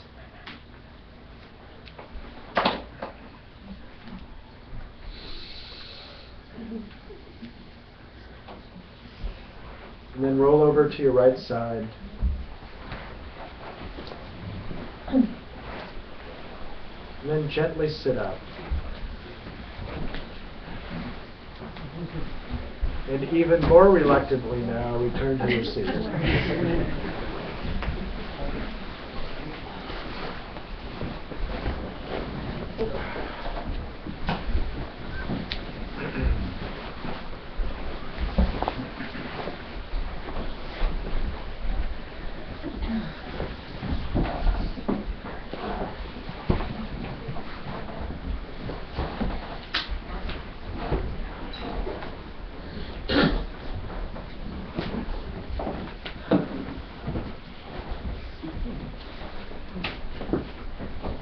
So this is a very powerful meditation that you have just been introduced to, or have been reacquainted with, or been practicing your old friend. There's a Burmese tradition that this is the only object that they use throughout the entire 9 stages to develop perfect single-pointed concentration where effortlessly for 4 hours. So this is, has a lot of potential. And this is a very good object to choose, depending on, so what you're going to be doing is having a whole quiver or a whole of arrows, a toolbox full of tools that you can pull out whichever one is most appropriate for the particular circumstances that you're facing at the beginning of this particular meditation session. So you would choose this one, the supine position or Shavasana, with the sensations at the abdomen if you needed to relax. Let's say you just had a performance review, either at work or at home, and you would like to think about something else, and you would like to relax, because this has really got you bothered, and the ruminating mind is just churning. And you realize this is not good for you or good for anyone else, and watching television isn't going to do it. So what's a good choice here? The best thing that you can possibly do is what you just did. Focus, choose the most relaxed position of the 4, which is Shavasana, and choose the most coarse object. If you choose a more subtle object, it's not likely to hold your attention because there is a lot of agitated energy that you are trying to focus. So you choose the coarse sensations of the movement of the abdomen. So that's a very, very good one. And that's why we start with this one.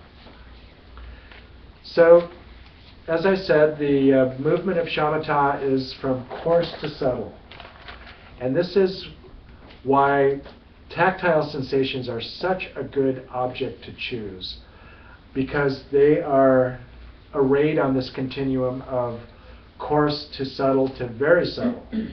And so you have, what is a very coarse sensation? Something that really gets your attention. How about a toothache? Very coarse tactile sensation. The sensations of the movement of the abdomen are coarse, but not nearly that coarse. Moving towards subtle, then, we're going to be choosing a more subtle sensations of the breath at the rim of the nostrils or the tip of the nose. More subtle than that would be sensations of the breath somewhere other than in the respiratory system. How about like your fingertips? That would be a very subtle tactile sensation. And then, very subtle tactile sensation would be the movement of prana in your body, which is, a physical but non-material force that yogis deal with all the time. It's like qi in Chinese medicine or qigong. It is, and so what many people, probably almost all people, who haven't developed shamatha or some degree of shamatha before setting out into subtle body practices of yoga, they are trying to move prana as a visual conceptual image on a conceptual map. And so it's possible, and it's going to be a lot more effective, if you are actually experiencing prana as a tactile sensation, as a very subtle tactile sensation. So that's one of the beauties of focusing on tactile sensations as your object, is that you can choose which one you're up for in this game, this particular session. Do I need a coarse tactile sensation, or is my stability so good, my clarity so good, that I can really delve into a more subtle tactile sensation? So next we're going to be experimenting with that, focusing on more subtle tactile sensations by moving our object from our attention from the abdomen to the nostrils. So there is a spot right here, my favorite spot in the nostrils. So you can choose the rim of the nostrils or just inside the nostrils, but it's wherever you really feel sensations, these tactile sensations really strongly. And for me, it's right here in the corner where the nostrils meet the upper lip for the inhalation, and where I really feel the exhalation is right below that on the upper lip. So you can just experiment with that. Goenka Ji, the great Theravadan master, taught that first of all, the nostrils are going to be where you really will experience the sensations of the breath. And then only as you become aware of more subtle sensations will you feel them right here on the upper lip. So the upper lip is not the lip that you put lipstick on or kiss with. It's above that, right below the nostrils. And once you feel it, once you do feel it, wow, it just really announces itself, because it's a bigger area. It's like the whole area right below the nostrils, and so there's a much broader band of sensation there than just the corner of the nostrils. And so this can be especially effective for the exhalation. The inhalation is an easy one to find. The exhalation, you may experience that you notice it at the beginning, but then it just kind of disappears halfway through because it becomes more subtle. So the thing about the moving to the rim of the nostrils is that this can is a subtle sensation, because you're not dealing with the movement of your body any longer. You're dealing with the irritation of skin cells or nerve cells in your skin. Also temperature differences, depending on where you are, So now in winter, your inhalation is going to be cooler than your exhalation. If you're in Arizona almost any time of year, the inhalation can be warmer than the exhalation. But you can notice temperature as part of your, temperature is a tactile sensation. So you can notice that. The thing about choosing, the reason that you would want to choose a more subtle tactile sensation is that if you are going to become aware of it at all, it demands a more acute sense of attention. Because the sensation is more subtle, if you're going to feel it at all, you're going to have to ramp up the acuity of your attention. And this has a wonderful synergetic effect. You could say a virtuous upward spiral. So because you have chosen a more subtle object, it demands more acute attention, which reveals a more fascinating object, which has the power to sustain your attention on that more fascinating object, which helps to promote clarity, which also helps to promote stability. So your both clarity and stability can really be enhanced and served by the simple strategy of choosing a more subtle meditation object. However, if you're just not up to it on that particular day, and your attention is just distracted, going off to thoughts of the past or the future, then you're going to be better served, your session is going to be better served by choosing more coarse tactile sensations, for instance at the abdomen, or choose a toothache if you're really distracted.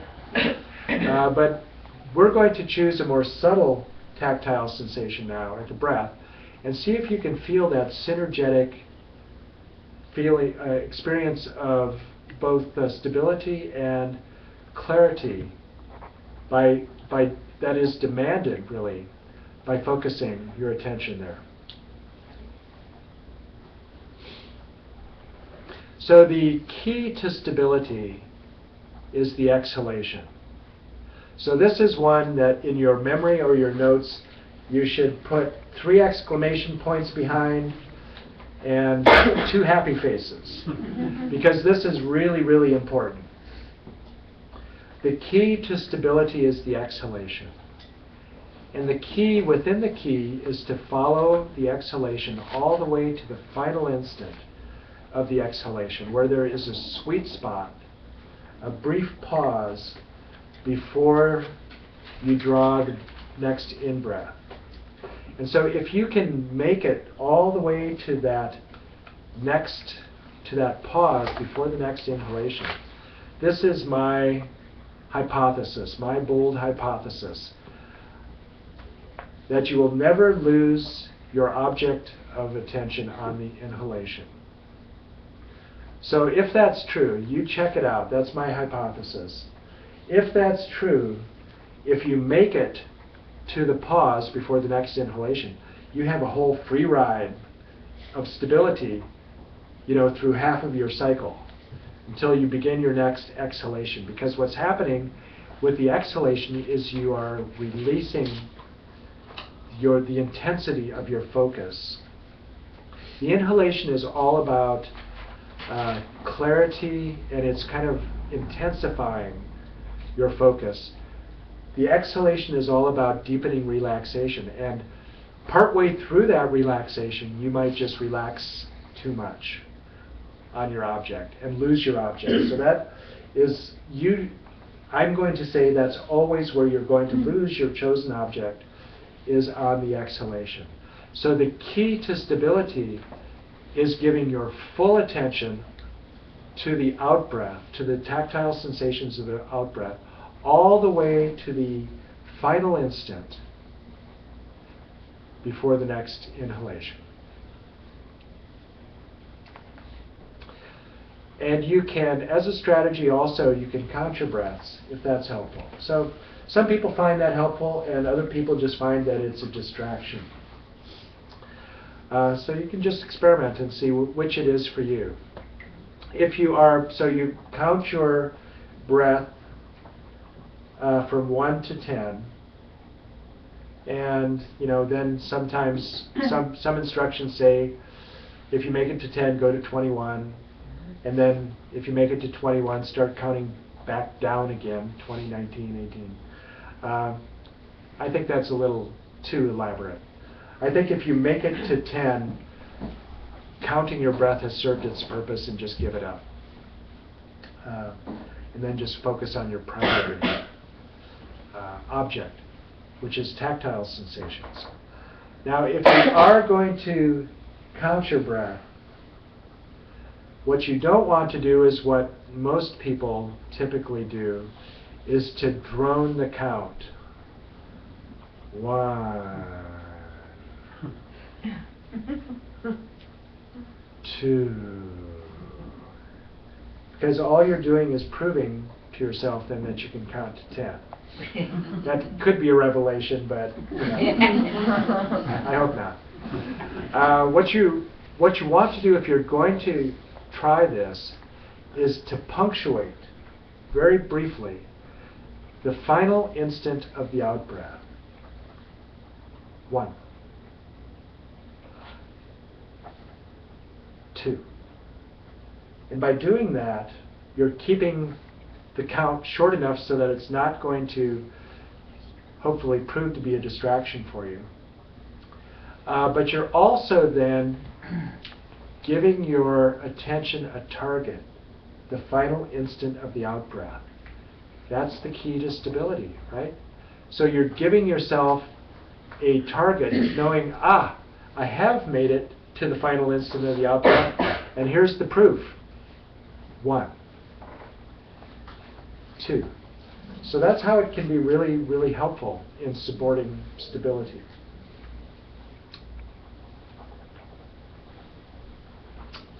One final thing then before we get some experience with this, our last meditation of the night.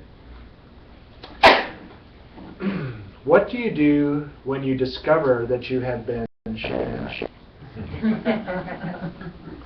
So, meaning that you have been distracted.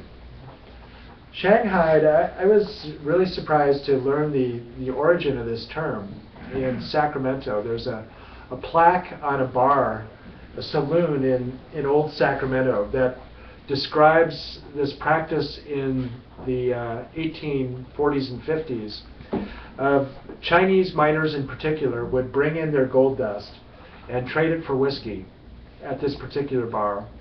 And then because the miners were trying to, I guess, get rid of the Chinese anyway, as soon as they had traded all of their gold dust and they were so loaded that they were passed out on the bar, they would be thrown through a trapdoor behind the bar into the cellar and then loaded onto a ship on the Sacramento River, headed down to San Francisco Bay and out into the Pacific on their way back to China. So that's the origin of the term, being shanghaied. They have been headed back to Shanghai. So this is what you may notice is typical of your distractions.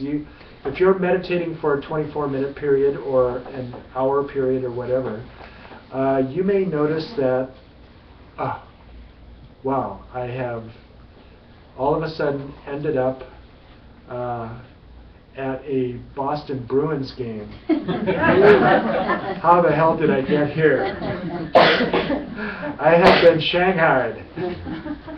So it seems as if someone has snuck up with a chloroform rag behind you, abducted you, thrown you in the trunk of a car, and you're off here on your way to Boston, and you wake up because somebody has just scored a goal, and the excitement. Wow, okay. Not only did I miss the goal, but I don't have a clue how I got here. Right? Does anybody ever experience that? So it's interesting. It's like a non-lucid dream. Your distractions are like a non-lucid dream. You wake up, with a dream you wake up often with only being conscious of the last vignette, the last image of the dream. And you have no idea what it was that got you to that point. Because a dream can last you can have a 40-minute period of dreaming.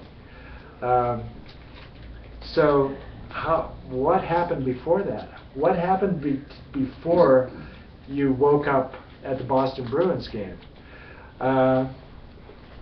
Wouldn't it be great to know?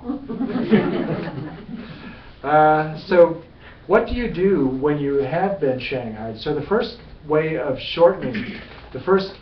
you are going to shorten that period of being shanghaied from 10 minutes to 5 minutes to a very brief period is your reaction when you discover that you have been shanghaied. So you could try, this time the stern dad, actually his career is a dog trainer. So you can try the approach of the stern dad, heel, pull on the leash, get back there to where I told you to sit. That doesn't work, and it again is counterproductive. Why? Because you're introducing tension. Tension is the problem in the first place. So it's a misleading description of the process that I just gave you. Someone sneaking up behind you with a chloroform rag, throwing you in the trunk. Why is that? Because most times our distractions are desirous objects, right? Want to go to the game? Oh yeah. What happens is that you grasp onto the appearance of a desirous distraction, and you're very willing to go along with it and be non-lucid the entire way. So the first thing that you need to do when you discover that you have been shanghaied, release your grasp on the desirous object or the distracting object. So this is instead of pulling on the leash, being frustrated, self-critical, damn, I know it's been 10 minutes. I'm never going to get any better at this. My entire session, it's the same yesterday, the day before. I'm just not making any progress. I don't think I'm cut out for that. Instead of doing that, for one, if you do that, meditation is not going to be any fun at all. And you're not going to make any progress. So the thing that you need to do when you discover that you have been shanghaied is to develop a new reflex. The 3 R's. First of all, release your grasp on the distracting object. Return to your chosen object. Here, the tactile sensations of the breath at the nose. And then the 3rd R, relax ever more deeply on the next out-breath. Because the problem is that tension. There's mental tension that you have of mental tension of grasping. So release, return, relax. And that leads us to the point where we can actually begin to experiment with this. So now would be a good one to do in the sitting position, just so that you get some experience with that also. So you can do this either seated on a chair, and if you are sitting on a chair, don't sit back against the back of the chair, but come out to the edge of your chair. So this way you can keep your back erect in the same way that you are when you're sitting on the floor. Because the most important thing about your seated posture is that your spine is erect.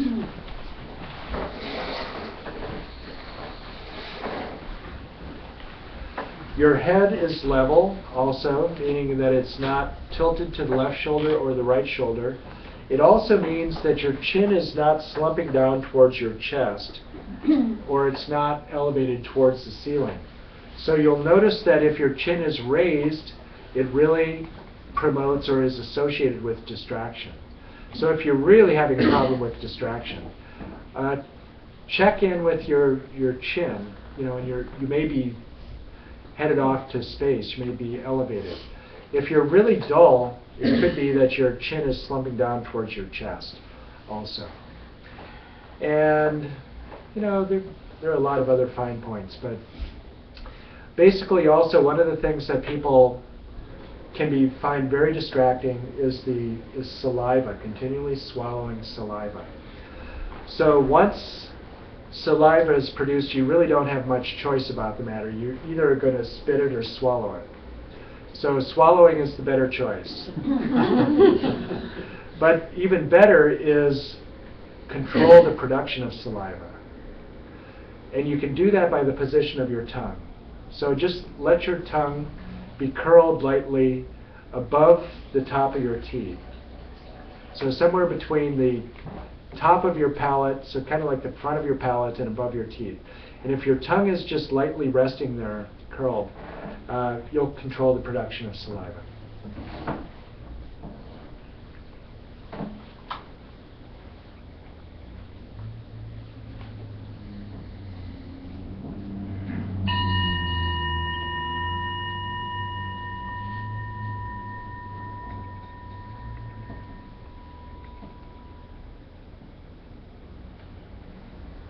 Begin by withdrawing your attention from the sights and sounds of the room into the domain of your body.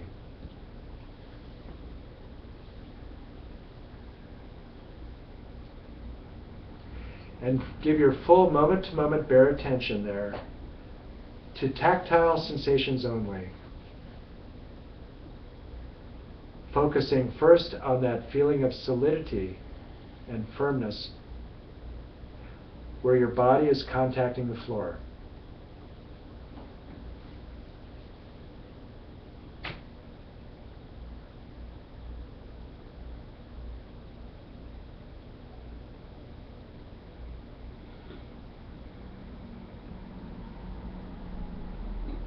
And now let your attention roam throughout the body, noticing tactile sensations wherever they announce themselves.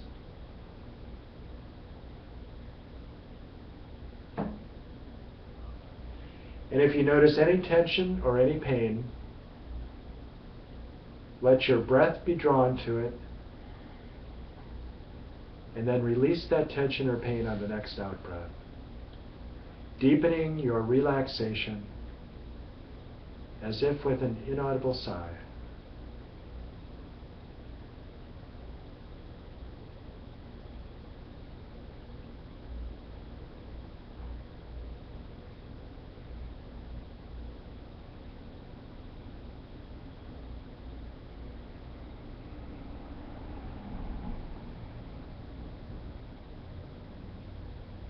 Notice the degree of clarity that you have at the beginning of your meditation. And if you notice that you are slipping towards dullness or drowsiness, revive the brightness of your attention on the inhalation.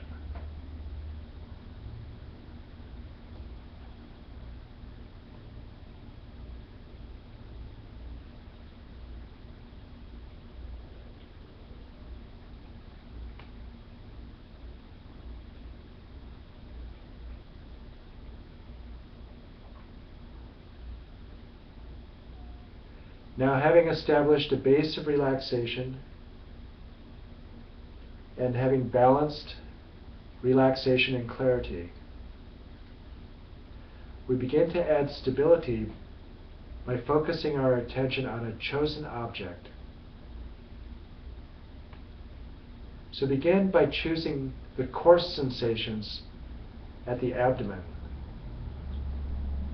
as the air enters and leaves your body.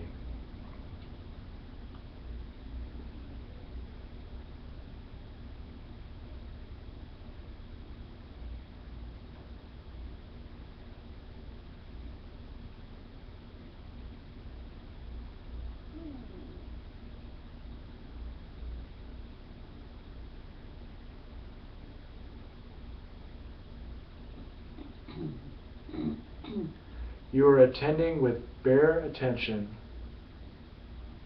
to tactile sensations only, and releasing all concepts, all images as distractions.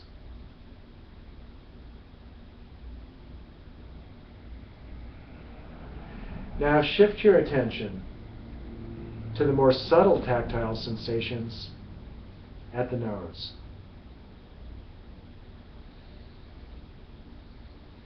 noticing only the movement of the air in and out, wherever that sensation is most prominent. The rim of the nostrils, the corner, the upper lip.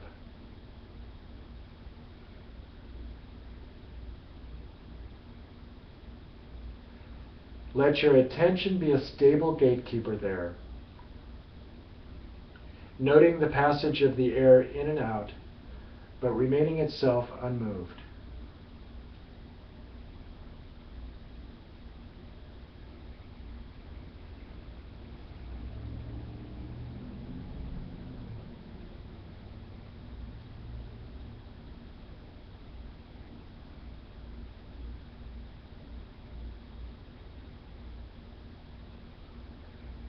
The key to stability is the exhalation. Give it your full attention to the final instant before the weight of the atmosphere fills your lungs again.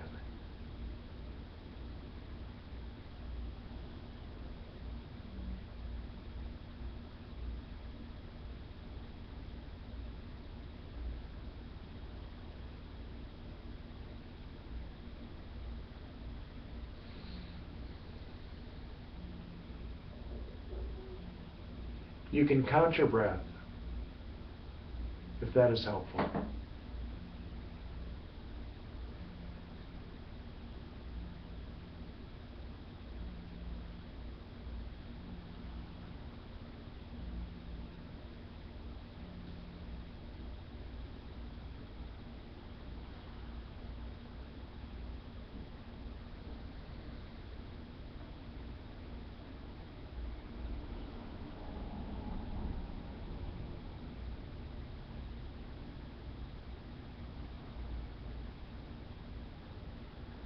If watchfulness alerts you that you have been shanghaied, release your grasp on the distracting object. Return to your chosen object and relax ever more deeply on the next exhalation.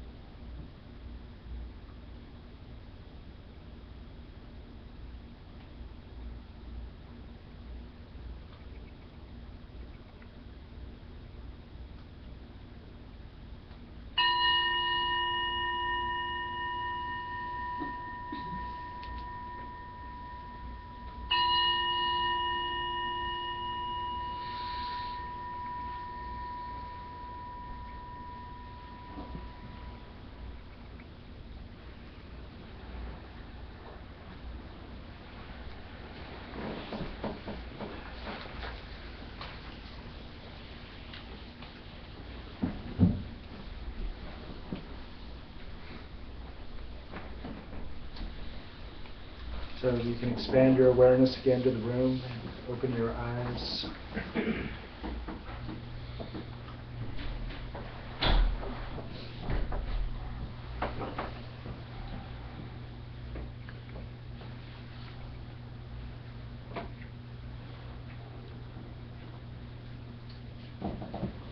What is your name?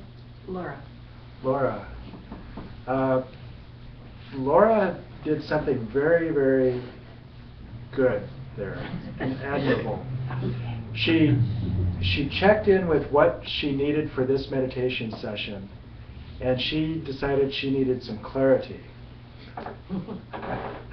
And so she decided to use an asana position over on the clarity side, that is going to support staying awake and not nodding and falling off, which is the standing position. How did it go? Oh, it's good. It's my favorite, actually. Is it? Yes. Ah. Yeah. Good. I can go 45 minutes like this. Great. Yeah. Yeah, so that's a very good one to have in your repertoire. And it's again, if you're feeling too drowsy for even sitting, that doesn't mean that just give up meditation. Just be savvy and choose something else from your toolkit. And you can easily have a very fine meditation in just because of that decision. So we're going to wrap up. There's only one more thing to say. And we'll get out of here on time. How long is your meditation session? Judith knows. 24 minutes with 6 minutes of rest for however long you want to go. So 24 minutes, an hour. What do you think, Robert? I think I try to focus on one cycle of the breath. What would happen if you took that attitude, that the length of your meditation session was one cycle of in-breath and out-breath, rather than 24 minutes, so 24 minutes is, my new favorite period of meditation that we use in retreat because it's very skillful. 24 minutes of meditation, 6-minute break, another 24 minutes, another 6-minute break. You can meditate for 8 hours and not be wiped out by it. If once you sit down on the cushion, though, you are thinking of your session as being 24 minutes, what can happen is, I set 24 minutes on the timer here, and all of a sudden, I'm getting close to what I know must be the end, and I wonder, did I start it? So I look over there, and I see, oh yeah, there's 1 minute and 30 seconds left. Okay. If I was thinking of my session as being 24 minutes, I would say, okay, that's close enough. But if I'm thinking of it as one cycle of in-breath and out-breath, I'm thinking 1.5 minutes, whoa, that's a lot of sessions that I can be attending to. There's also something else that's really liberating about taking that attitude. You can have, just because you had a lousy distracted session and you were shanghaied, doesn't mean that you can't, in the very next session, have a perfectly stable meditation session. So you're really, and so it keeps you in the present moment, rather than thinking about how is my session going, overall, 24 minutes. It's like someone asking, how was your trip to Tibet? You were there for 3 months, and you go, oh yeah, it was cool. Had a great time. Okay, great. Thanks for the update. See you later. That's kind of how we can characterize all of these sessions, if we're thinking of it as 24 minutes. Yeah. Okay, I'm halfway through. Okay, this is lousy. This is the worst session I've had all week. Or it's going well. This is cool. I think I'm really onto something here. But you're just really beginning to conceptualize the whole thing as kind of an artificial whole. So by just regarding your session as one cycle of in-breath and out-breath, it's liberating because your next session can be completely different than the one you just had. If you have 1 minute and 30 seconds, you can get a lot done. and it keeps you in the present moment. Also, if you end up with 5 minutes in the course of your day, you have 5 minutes before your next appointment, you finished lunch early, whatever. You have a space of 5 minutes during the day. All of a sudden, before, if your meditation session was 24 minutes, you wouldn't even think of meditating, right? But if all of a sudden you're thinking, I'm really agitated, I need to relax before this appointment, you know exactly what to do. You can get in 5 minutes. I don't know how many, so let's just say it's 12, 5. You could probably do 5 sessions easily per minute. 1 cycle of in-breath and out-breath. If it were 6 seconds in-breath, so probably even more than that. So that's a lot that you can get done in a minute even. So you just start to think of opportunities throughout the day. I've got 2 minutes. Wow, that is a golden opportunity. I can either relax myself if I need to, or I can revive myself if I need to, because I know exactly what to do to focus on the inhalation or the exhalation. So we'll just leave it at that for right now. And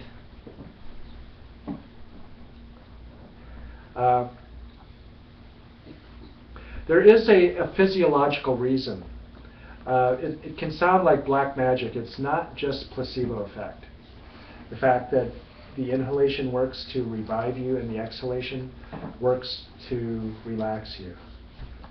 It's called vagal toning, or it's all due to the action of the vagus nerve and the breath. So there is a subtle increase in your heart rate with every inhalation. There is a subtle decrease in your heart rate with every exhalation. And one of the most interesting bits of medical journalism that I've seen in the last months was this, what's called the vagal toning index. And so what has been, strangely, what researchers have discovered is that the greater the difference between the heart rate on the inhalation and the exhalation, the greater your vagal toning index, which is correlated with all kinds of both mental and physical health benefits. Greater reports of frequency of positive thoughts, a reduction in hypertension, a reduction in heart attacks, and all kinds of diseases, correlated with the increase of vagal toning index. What's the difference again of? The rate of your heart rate on the inhalation and exhalation. So the inhalation would be an increase, and the exhalation is a decrease. Exactly. So, and my supposition is that is also related. So they didn't talk about this. My supposition is that's also related with the experience of increased clarity on the inhalation and the experience of deepening relaxation on the exhalation. It's all related to the sympathetic and parasympathetic action of the vagus nerve. That's my hypothesis. So it's not just voodoo or black magic or placebo effect. I think there is really something in it. And then, as with almost everything, when you place your attention on a natural action, you can really begin to accentuate it. And maybe at some point we'll have a chance to really accent that.